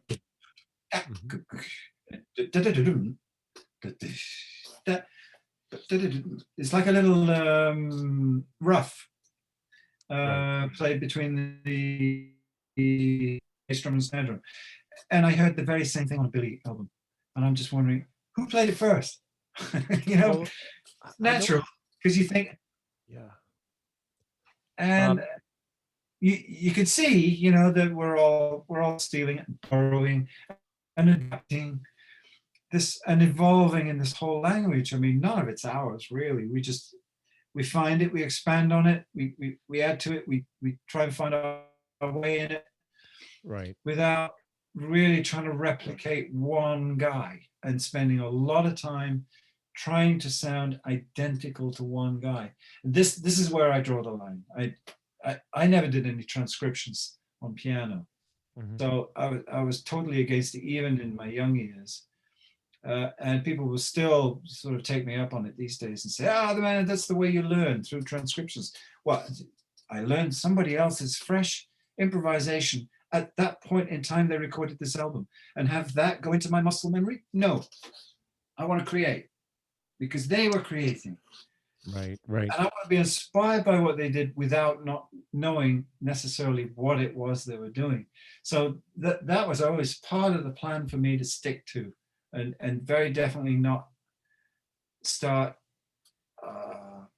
homing in on one particular person and trying to clone them in a way. So, but it's evident. You listen to me. I'm so under Tony's wing on IOU. It's not true. I mean, I've got the Gretsch drums and the black spot heads. Mm-hmm. I wasn't innovating shit. So, you know, I'm playing Tony, but from that whole thing. But narratives there. But you have your own voice on that. Totally, you have your own voice. Yeah. Copeland's there. And all the things that are extra of drums, all the classical composition you look at, form in music, harmony. What does harmony say to you? What are these different tensions bring about inside you that make you play a different way? And all of that was also influencing the playing. So it's a really big amalgam of things that brought it together. But there was certainly one hell of a lot of Tony, that's for sure. And hands up, man. You know, I mean, I was learning from the best as far as I was concerned. Well, I'll read a couple of comments here. Jeremy Stacy says Rufus Speedy Jones. Yeah, Rufus. Which I forgot about Speedy. Yeah, played with Count Basie. Okay. Giampiero Franco says, I want to see a concert of Chick and Gary. 2 drums, 2 pianos. Or wait a minute. Yeah, we could do it all. You play drums, he plays piano, and then you switch and you both do drums, you both do pianos. That would be cool. Yeah. So I'm just curious. Did you know Tony Williams? Did you get to know him or meet him? Yeah, I met him twice. Mm-hmm. I never met. I saw him twice. I was blown away. Couldn't believe it. I wish I had. back in the 80s. And Yeah, yeah, that's cool. So I'm curious to know. he was weird. He was weird to me. He was not nice to me. Oh, really? No, no, he wasn't. He was You know, difficult. I think you actually you may have talked about that the first time we talked. Yeah. Yeah, I think Yeah, so. I Yeah, think in but fact I now forgave him this. it's coming back to me. There was like a very I awkward forgave him. moment. Mhm. You forgive him. Yeah. Oh yeah. Well, you know, I I have a couple of stories. I know I'm just not going to say them because it wouldn't really be good energy. But I was just curious about that. As far as uh, um, Ewan Crawford McKay, thank you. He's enjoying this. Thank you. Others are too. I'm sorry, I'm missing some comments. I haven't recited all, but Right. appreciate everybody watching, and I appreciate your time greatly. I have a couple more questions if you have a couple more minutes. It's getting late over there, but Okay. all right. So let's talk about. We talked about the video cast. Do you have any other projects coming up? Any like recordings, things that you're working on with anybody, yourself, others? Yeah. Just stuff we can look at or Uh, look forward to because we need a fix, man. We need a oh Gary man. Husband fix. I Me too. Well, I mean, I need to. I just need to keep playing, like Yeah, all you of us. keep playing, we keep Uh, listening. Yeah. I'm sat here doing keyboard tracks for people, which is great. I think I said earlier on, so I can keep active. Yeah. And if someone sends me a track and it's nice, and I think, yeah, you know, go for it and get to play on something. It's nice. It's Yeah. nice bit of work to do. Mhm. And then I've done that for quite a few releases here. I'm not sure what's going to transpire of them. Um, for sure, the tracks that we've done for John McLaughlin's next album will appear, Okay, and good. they'll be done right here. I'm and, glad I, about that. and I'm writing for. I don't. There was a very wacky video of me that I put up where I'm attempting to play a couple of keyboards, a bass synth, and a keyboard, but with some drums. So I've seen that. yeah, so I yeah. love that. That's very, very nice. Well, it that was the very beginning. That was like the afternoon Yeah. of just exploring, like, could this work? And I came away from that thinking like it could be, it could somehow. Um, just a very strange physical application, but with the bass drum under the piano, obviously, and these pedals. but So, so it's I'm going to do a project, and I've written music especially for that, where my hands can be devoted to different functions, because that's what it needs. It needs music specifically written for it. So that project's called One, uh and I'm going to record that with Leo. So oh, it's going to be piano, but with a lot of synth colors, whatever. Now and again, a little bit of mhm. sequence to break things up a bit, to liven things up a bit in a way more current, coherent way. But a lot of adventure with the composing side and the improvising side between piano and drums at the same time. So that'll be represented by an album I'll do that will be called simply One. I like Whether it. it be I like it. ONE or just One, I don't know. Because what I look forward to is the second album. They go 1, 2. I I thought that was funny for some reason. it is. I love that. One of the things I really, really admire about you is and it just blows my mind. For example, if we talk about the is it Music of Our Times with Marcus? And yeah, you explained in the first video, again, carlstirling.net, Carl with a K, go there, check out the other video. It talks about how that unfolded and came about. And I Yeah, think there were parts of it that you were recording that maybe he didn't even know you were recording or vice versa, but you yeah, captured things. But on some of the other things too, like this 10 different things I got on Bandcamp when I bought the whole Gary Husband library, I'm listening to this stuff. I'm thinking, how can anybody think of this? And I realized this is authentically, genuinely, uniquely you, which is one of the reasons you have so many people who love you, is you're Gary. And we hear Gary, we're like, how the heck do you think of these things? And that would include things not just the rhythm or tempo or a beat, if there is one. There might not be. It could be the sound you're using, could Yeah. be the voicings, the this, the that. It's like, I just keep doing that stuff, man, because I need more of that shit. I love it. Well, I oh, love I because I'm love it. obsessed.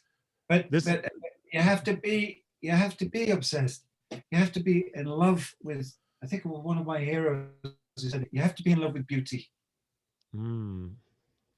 You have Well, to be see, in love with the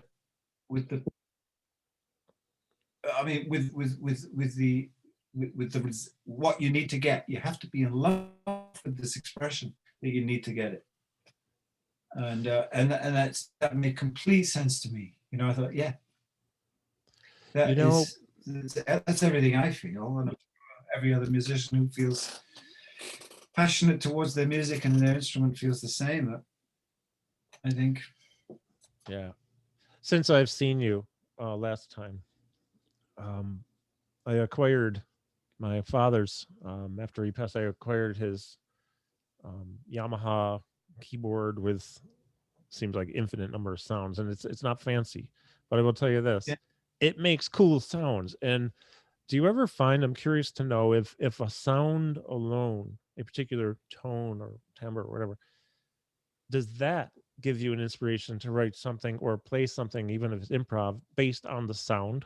Oh, absolutely, Yeah, absolutely. because the sound can I mean, you create a could do, feeling and an emotion, and that can create music. And I'm just learning this because I'm just a drummer, man.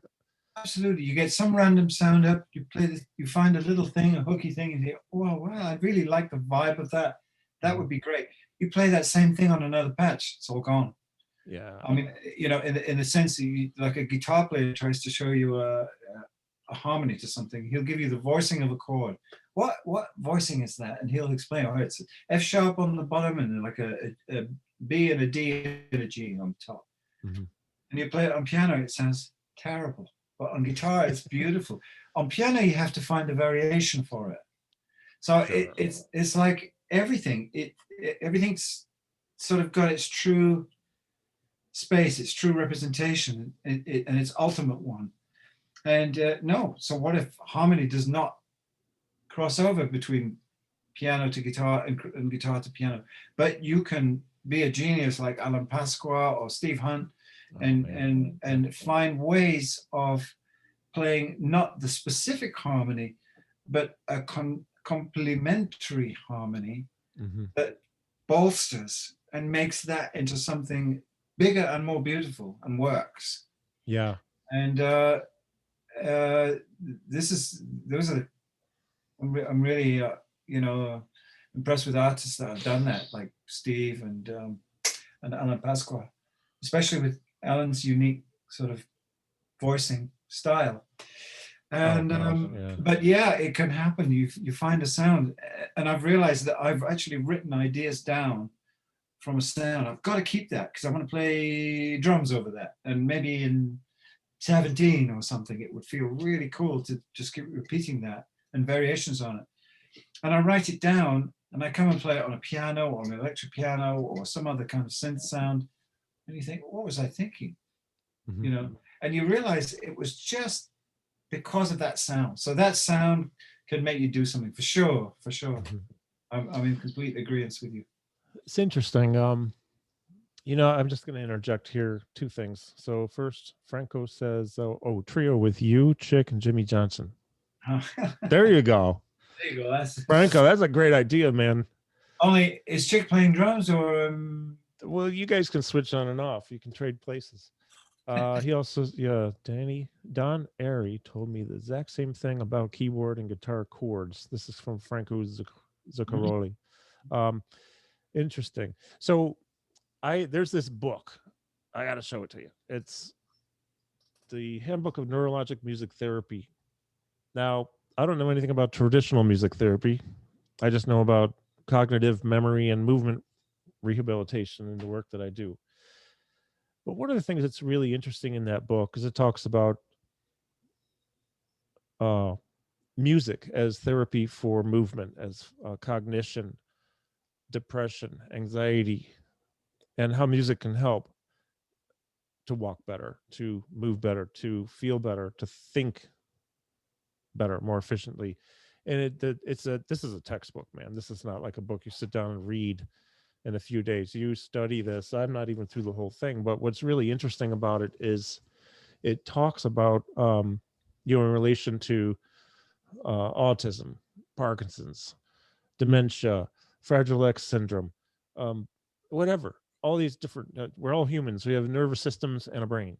So when you're responding to music as a listener, even if you're just listening, brain activity increases, and it actually creates chemicals and hormones that get emitted and circulate, and it's very, very good for brain health if you like what you're listening to, right?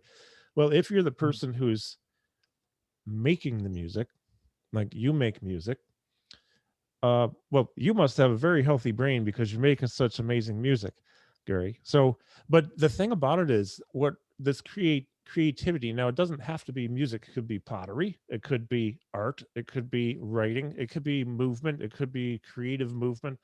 Doesn't mm, matter. But the idea of actually being creative is so healthy. And then when you're in a band or in a duo situation, at least, and you have another person you can be creative with, you get to respond to them, hear them, and then create from your own. That's the ultimate. That's the ultimate, because for brain health, I just had to interject that because I can't help myself. It's what I do. It's what I'm studying.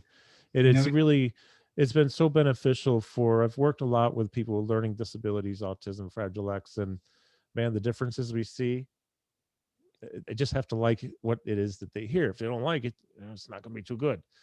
But if they like it, and that's the key, it's amazing what music can do for the soul, the spirit, and the actual physical body.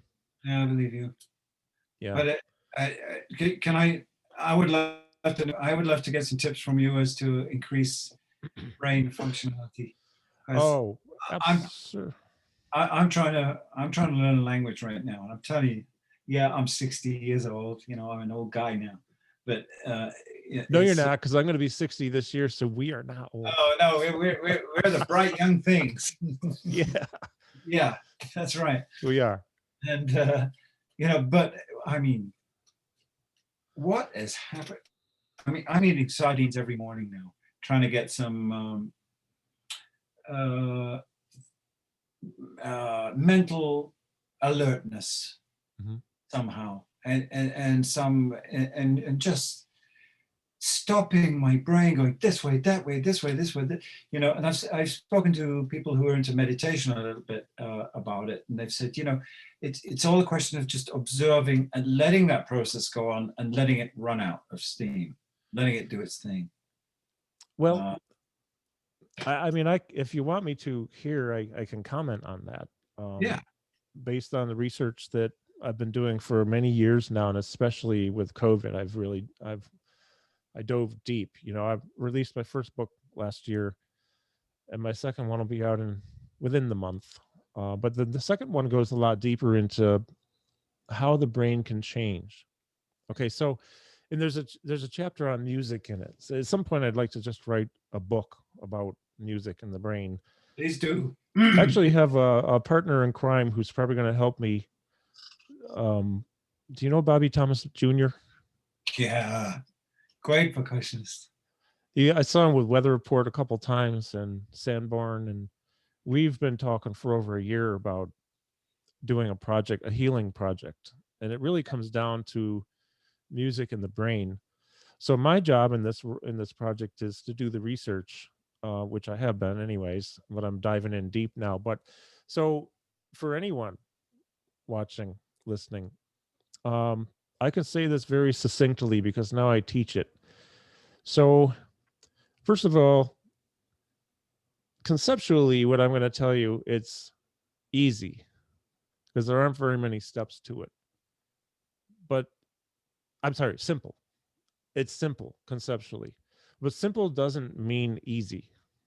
So I misspoke. I'm sorry. So conceptually, what I'll say is simplicity is one thing. If something's simple, that's great, but it doesn't mean that it's easy. For example, being in the here and now, they're actually what they refer to in the brain as, if you were to look at, well, like the image in the center here, well, it's not a good representation, but if you were to picture these electrical synapses happening between neurons or cells in the brain, and there, I don't know how many billions of brain cells. Some people say they're trillions. I have no idea. There's a lot. But when you learn to do something new, um, the brain will fire these electrical synapses um, between a certain sets of neurons, depending upon what you're doing and what part of the brain is activated and all that kind of stuff. So, I mean, I could go way off on an hour dissertation about that, but it's not necessary. Learning, we could go back to the example of riding a bicycle. You know, when you first get on, you're not good because you never did it. But once you get it, you got it. You know, and I remember with both of my kids, Yeah, and myself, I remember we never had training wheels, any of us, and it's not, if you had them, that's fine, it doesn't matter, but it's a process. So, but you learn, and yeah, as you do it and you do it and you do it, so it could be learning a scale, it could be learning the rudiments, it could be learning a language, it's anything at all. When you learn, it could be just learning anything, how to say, you know, where's the bathroom in Spanish. Well, I've known it forever because I took Spanish in high school. Donde está el baño? Okay, there it is. But I remember, but to learn it, I had to look, repeat. It's very simple. And that one was easy for me. But I'm working on learning Spanish to speak fluently, because as soon as I'm able to travel relatively safely, I'm going back to Mexico because I've done a lot of work there and I need to get there and I want to speak as fluently as possible. mm, But when we're, let's say, adults at the age that we're at, which we're over the age of 25. So, you know, this is, I'm painting with a broad brush, but generally speaking, over the age of 25, to learn something, there's a two-step process, especially if it's something that's digging in. You're learning a language, you said? What language? French. Oh yeah, you're going to go to Paris.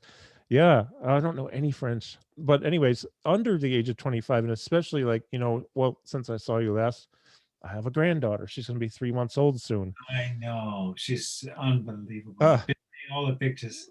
I'm crazy about that girl. Nobody's affected me like her. It's unbelievable. But I can see. she's an infant. Thank you. Yeah. And so, as you know, she's learning things that, like, the exposure to French. Well, if I send Nora to France and she spends 3 4 years there, and I'm not doing it, but if she was around that, or maybe up in Montreal with Michael Malo, they speak French up there. A lot of people, right? Send her up there. She's going to pick up French and English. She's going to speak both with no accent, because that's just how it works. The mere exposure to something, learning an instrument, learning this, learning that, learning language, the brain has what they call the neuroplasticity. It will create these neural circuits through these synaptical electrical firing patterns that connect together. Once they fire enough together, they wire together, and so now they become a circuit, and it's, or a pathway, a neural pathway, a neural circuitry, whatever. So now you have your bicycle riding or your French speaking web of neural circuits that are together, and the more you use it, the more they solidify the connections between neurons. Okay, so really, thank you, Julia. Yeah, she is adorable, my granddaughter Nora. So, anyways, Julia is a friend of Jimmy Haslip. That's how I met Julia, and so that's okay, and that's why, you know, going to school, elementary school up through high school, college, the age that we generally go to school, if we get our degrees and all that and masters and all that, if you go that, it's better to do it. I mean, it's, I should say better. It's more, you're probably going to have a better learning experience if you can stay disciplined enough, not go party too much, and get it done, because the brain's going to function different. Now, I'm going to be 60. Well, a lot of us are this age or older, or a little younger, but it's a two-step process. So this is actually not as succinct as I want, but I'm almost done. So what it is they have the other circuits, which are like the here and now circuits. So my advice for anybody to learn anything, and I practice this myself, is with Spanish, especially lately, you got to like get in the moment to the best of your ability, hyper focus on what it is you want to learn, and it might only be 2 minutes of learning, Uh-huh. or it's 5 minutes, or it's 20 minutes. It's different for everybody, and it doesn't matter how long it is. But what matters is you hyper focus, you be in the here and now, you hyper extreme focus on this learning task, this learning event. And then there's a chemical acetylcholine, not that it matters, but there's another chemical called noradrenaline that's going to be released when you're doing this. So it can cause a feeling of strain, effort, and agitation. But if you attach to that, this is me learning French.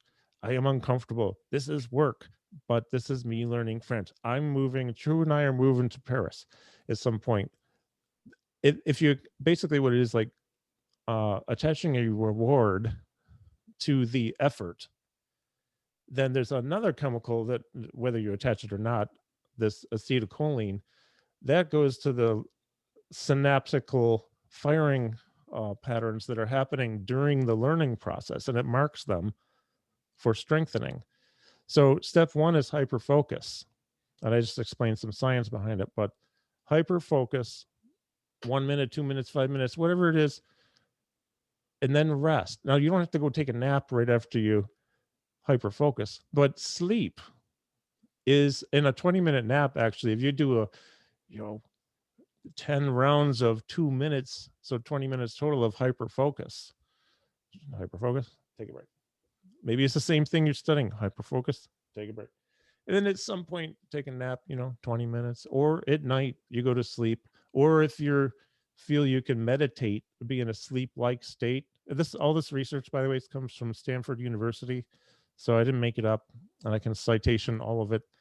But that's the process as adults is, if you try to learn and you sort of focus, you'll sort of speak it, and eventually it might be fine, right? And this is part of my problem with ADHD is I put myself in positions where I get distracted. So I have to put the phone away. It might be on, but it's on silent. And I just like, boom, I have to go. That has got to go. All things must be put away from me that can distract me, because I'll easily find something else to do. Because as soon as that agitation feeling kicks in, boom. Okay, I've had enough. But I've got to get through a little bit of it. And then so this is something that any of us can try. And, if you do 30 seconds, 2 minutes in the beginning, and that's all, that's okay. It doesn't matter. What matters is you did it. And then over time, though, you're going to build up to 20 minutes, half an hour, and you'll be able to like, boom. And then at night, you ever have something where you can't think clearly and then you go to bed, and when you wake up, got it. I got it. I got the answer. Or that's because things reset in sleep. Yeah. And I talked a little longer on that than I wanted to, but I just figured maybe if somebody else would oh, Julia. Yeah, Julia, I owe you a phone call. So we have to talk. That's an interesting call. Yeah, it's really, really cool stuff. And somehow I need to merge music with this. And I don't know what's gonna happen, but Well, Bobby will help me a little bit. you spoke about the here and now, and a lot of that's exactly what, hey, that's where we create, in the here and now. Yeah. Well, I think that to be our true selves, and now I'm preaching to the choir here. You know this stuff. You're Gary Husband. I'm interviewing you, but you're not interviewing me. But it seems like I feel like the here and now is really the only way we're going to actually be ourselves and express ourselves as us and not somebody else. Yeah, I believe. Yeah, I believe you're right. Yeah. You have a lot of here and now stuff happening because you're you, and we know it, and we can tell. That's Gary. Well, I So did. you're already doing it. You're already doing it. I can't stop. I'm obsessed. So Good. I'm glad. I can't. That's cool. I just can't stop. Just so you know. I mean, it's just where it's call it a sickness or a condition, but I can't. I it's I'm waking up in the morning and there's something new to get to an instrument fast and figure out what the hell is that, you know, and find it. It's great. It's like being possessed by something. So I have to love what you do too. It's really important. Yeah. We're lucky. I love what I do, and you love what you do. I think Yeah. I'm very fortunate. I'll speak for myself because I can. And some people do stuff and they don't like it, and I feel bad for them. But it took me like 50 years to figure out what I want to be when I grow up. Finally getting there, I So have am I going to retire? No, I can't. I don't want to anyways. Yeah. It's too exciting. Yeah. God. Being alive is really cool. It really is. Yeah. So I have only one more question, and I don't want to hold you up because it's like 11 o'clock there, Gary. You've been so generous with your time. Are you listening? Who are you listening to? If anybody, is there anybody motivating you right now, like musically, like you're anything out there Um, you're hearing that's just like, oh my God, this is great. yeah. I come across a lot because I got into social media and I'm just automatically interested to see, this guy looks like he's, or this girl is she's got some amazing stroke thing going on there, what's happening, or Yeah. there's a lot of great people, and I'm in and out of a lot of things. I have to make a distinction between being fascinated as I am, but how can you be interested and start researching all the people that you're interested in all the time? I keep writing names down, and it's like, must look this person up later, and sometimes I do and sometimes I don't. But there's no shortage of inspirational stuff. But I actually find, as fruitful as it is to be constantly listening, I actually don't listen to. I go through big periods. First of all, big periods of not playing, i.e., being practically involved in the instrument at all. Just with it all going on, same process.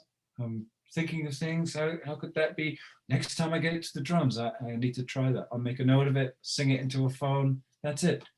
And I don't play for long periods of time. I mean, that was enforced on me because I never had a position to be able to practice drums. So I was always in places where the noise of sticks was causing a lot of problems with neighbors and whatever. So I never really had it. So that would happen. But what really starts to happen is I'm learning more about. I'm seeing more of a clarity in the line of my development, say in my writing or in a conception. Sometimes I go through a thing of like moving in a certain way on the keyboard and working out how I could develop that and how I could make that expand on it. It's very difficult to extrapolate on, but it's sleeping in the morning. A lot of questions are answered. Oh yeah, it's amazing. Like you were saying. So it's a reset. Sleep is a reset. Like a reset. So I'm able to come to the piano and think, yeah, that is exactly the pattern, and I know it. And not only do I know it in that, I also know it in the other keys, in other places on the spots. Whereas if I thought of it freshly, I'd have to work out how those shapes look. Sure. Before I could know, and I wake up knowing where they are. That's kind of interesting, isn't it? So, yeah, it just reminds me of something. On a much different level than you, meaning entry level me. I always, other Oh, than when I was a teenager and in school for music. Um, oh, I have a cool question here, so I'm going to get to that in just a minute. Um, I hated practicing after that point, and I was talking with Dennis Chambers last year, and it was really fun because he's very funny. I love that guy. You yeah, know, I know you and Dennis are pretty tight. yeah, He's just such a beautiful guy. he is. He was talking about how Pearl had sent him a drum set. He said, "Why don't you try this out?" So he set it up, and I think he said something like it sat there for a year. And he said, "I didn't go in because I hate the way I sound, and I hate the sound of the drums. Like, I just couldn't do it. So I used to have drummer friends come over and play them for me."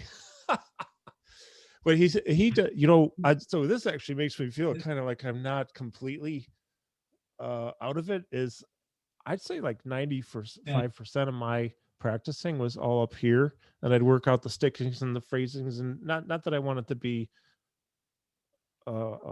anything less than, well, in certain tunes you just have to play a certain way, and that's just how it is. So I'd think of something and then execute yeah, it and then evolve it. But it was all up here, man. He was talking about how he does that too. yeah. It's kind of make me feel good. It felt like I was validated slightly. Well, me too, because it always worked for me too. So Yeah, and what you just said, actually, just yeah, you wake up, you have an idea, and you go and you've got it worked out here. Now you try it physically, apply it, and bingo. So yeah. really mental, and that's also actually I do this with Spanish too. In my head, I'm thinking in Espanol as much as possible. Hmm. Um, so we have a question from Johan Crawford McKee, and if you just have a minute, it's the only question I have here. The new one is, oops, I lost it. Is how does Gary approach the writing process, whether it be rhythmic or harmonic? Does he constantly play until an idea comes around, or give the project space and think away from the instrument? Interesting. Yeah. I mean, we sort of touched on that, but you have anything you want to add?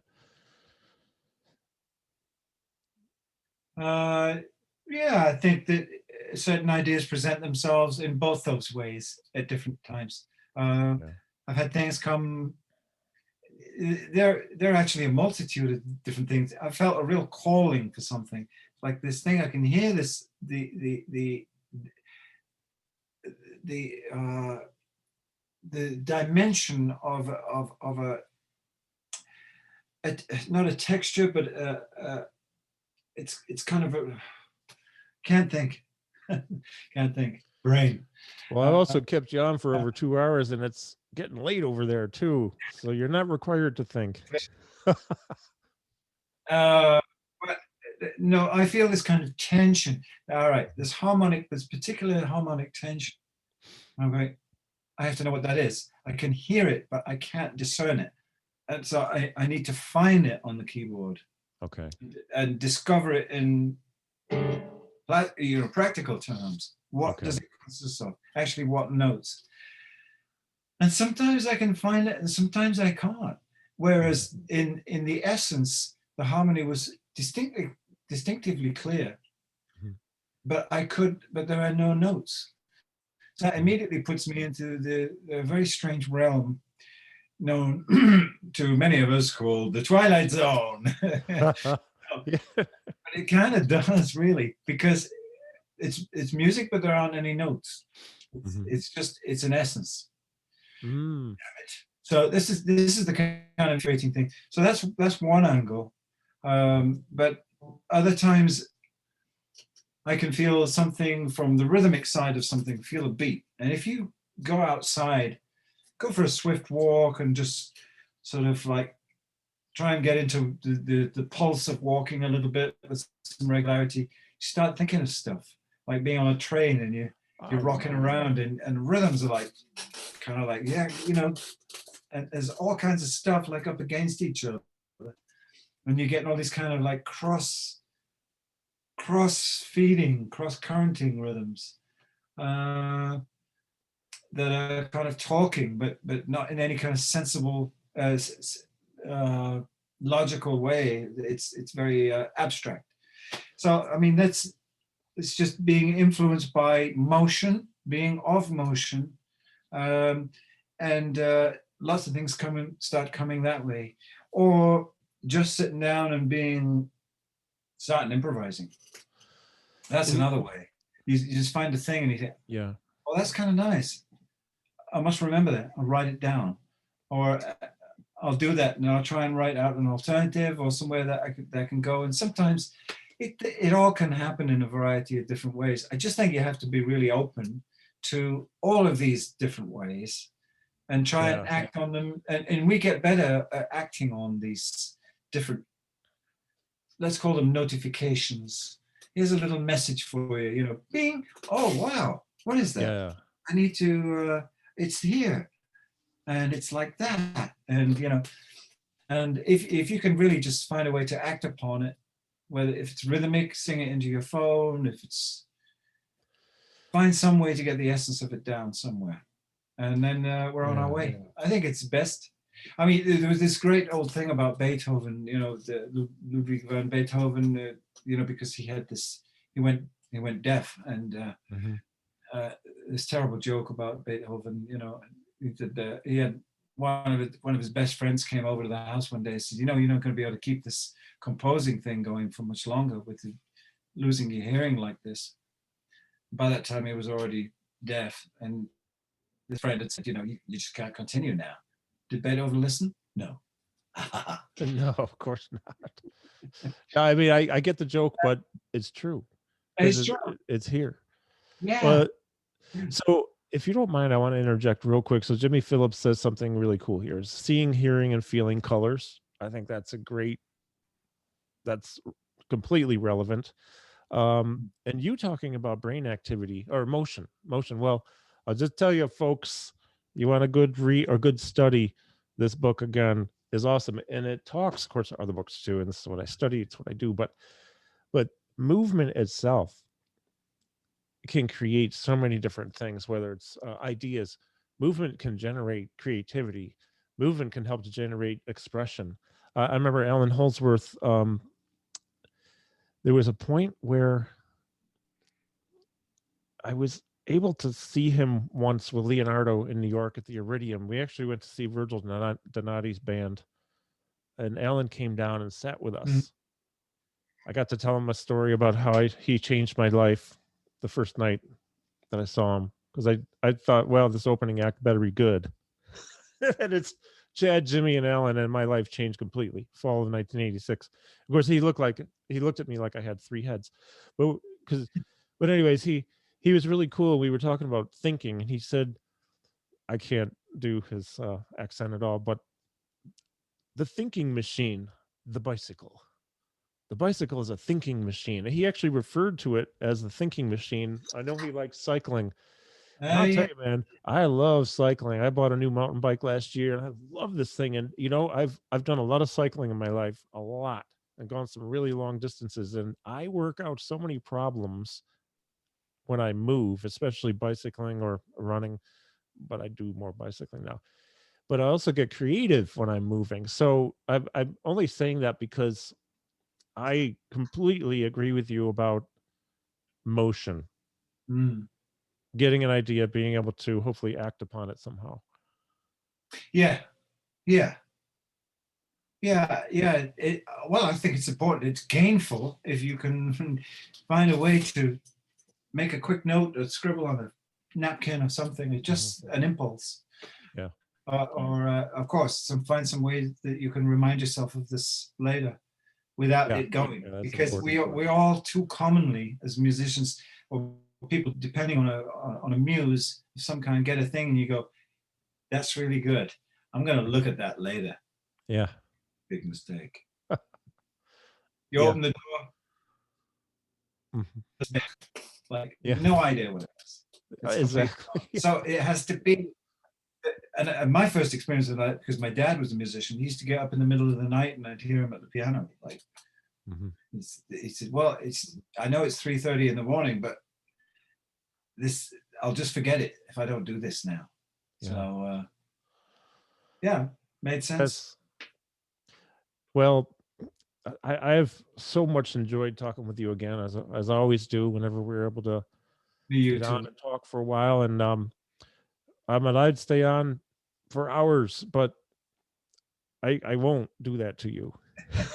I won't. Already been extremely generous with your time many times, and I really enjoyed it. I always loved talking to you, and I feel immensely affectionate towards you, and you are so kind to bring me on for a oh, second.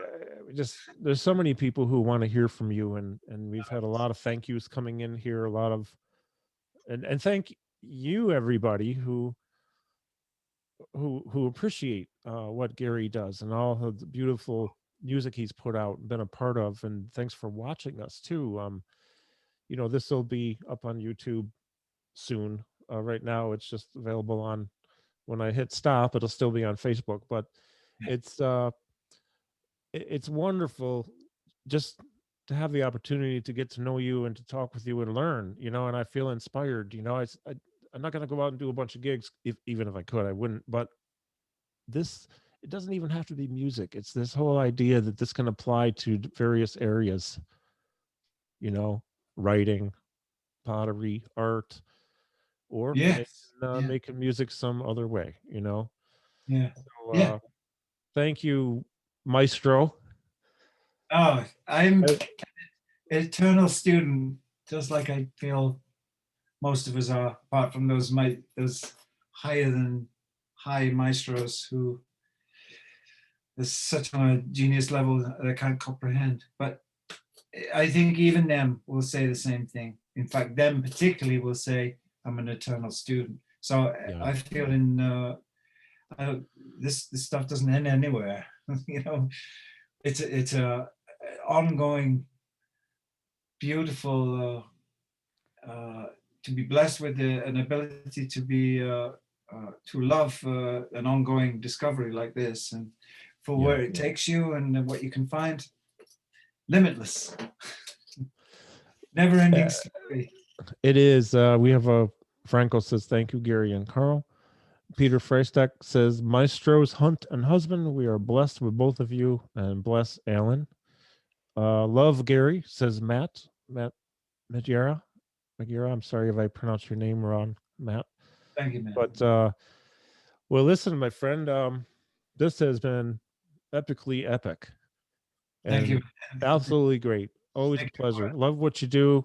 And so when you get the new video cast out there, let me know. Sure. Sure Tag will. me, send me a note, and I'll do everything I can to drive traffic your way Thank because you. it's great stuff you put out. Um, I'm trying. I'm you should trying. probably go to sleep soon. It's almost midnight over there. Well, that's okay. That can wait. And But hello to True. I haven't met her, but I see pictures, and she looks just. Oh, Steve Hunt says, "Love you both." Steve Hunt, great. You too, Gary. And oh yeah, Steve. Yeah, I love Steve, man. That guy. yeah. He started. So we were talking. I'm going to let you go. I promise. We were talking towards the end of the interview, and then somehow the topic of writing songs came up, and it was very, you know, much like what you were saying. Ideas come here and there, and sometimes they come while you're at the piano. And so he kind of went through this thing, and he plays on the interview. So again, carlsterling.net, Carl with a K. Go and look for Steve Hunt. Watch the whole thing. But also when he starts doing this and talking about the direction that things can go, I mean, this I love the way you compose. I love the way he composes. I love how Allan composed, and things go in ways sometimes that I wouldn't expect, and that's part of what I love about the music you all put out there. And it's man, we're just lucky. We're Yeah. lucky to have you all, all of you. Okay, listen, man. Uh, Bless. stay healthy, stay safe. I know you're in lockdown over there. I think it's worse there than here right now. But Yeah. I think uh, so. you know, stay I, safe. Everyone, stay safe, stay healthy. I'm a lucky one. I got through COVID with a lot of difficulty, but I'm okay. But I'm telling you, man, never been sicker in my life, and I'm a healthy guy. So don't get COVID. Okay. I don't mean to go off on that. All right, my Congrats. friend. Yeah, thanks for joining me. Thanks everyone for watching. Thanks, Carl. You got it, my friend. I'll be in touch soon. Thank you, man. Take care, my friend. Bye bye. Bye bye.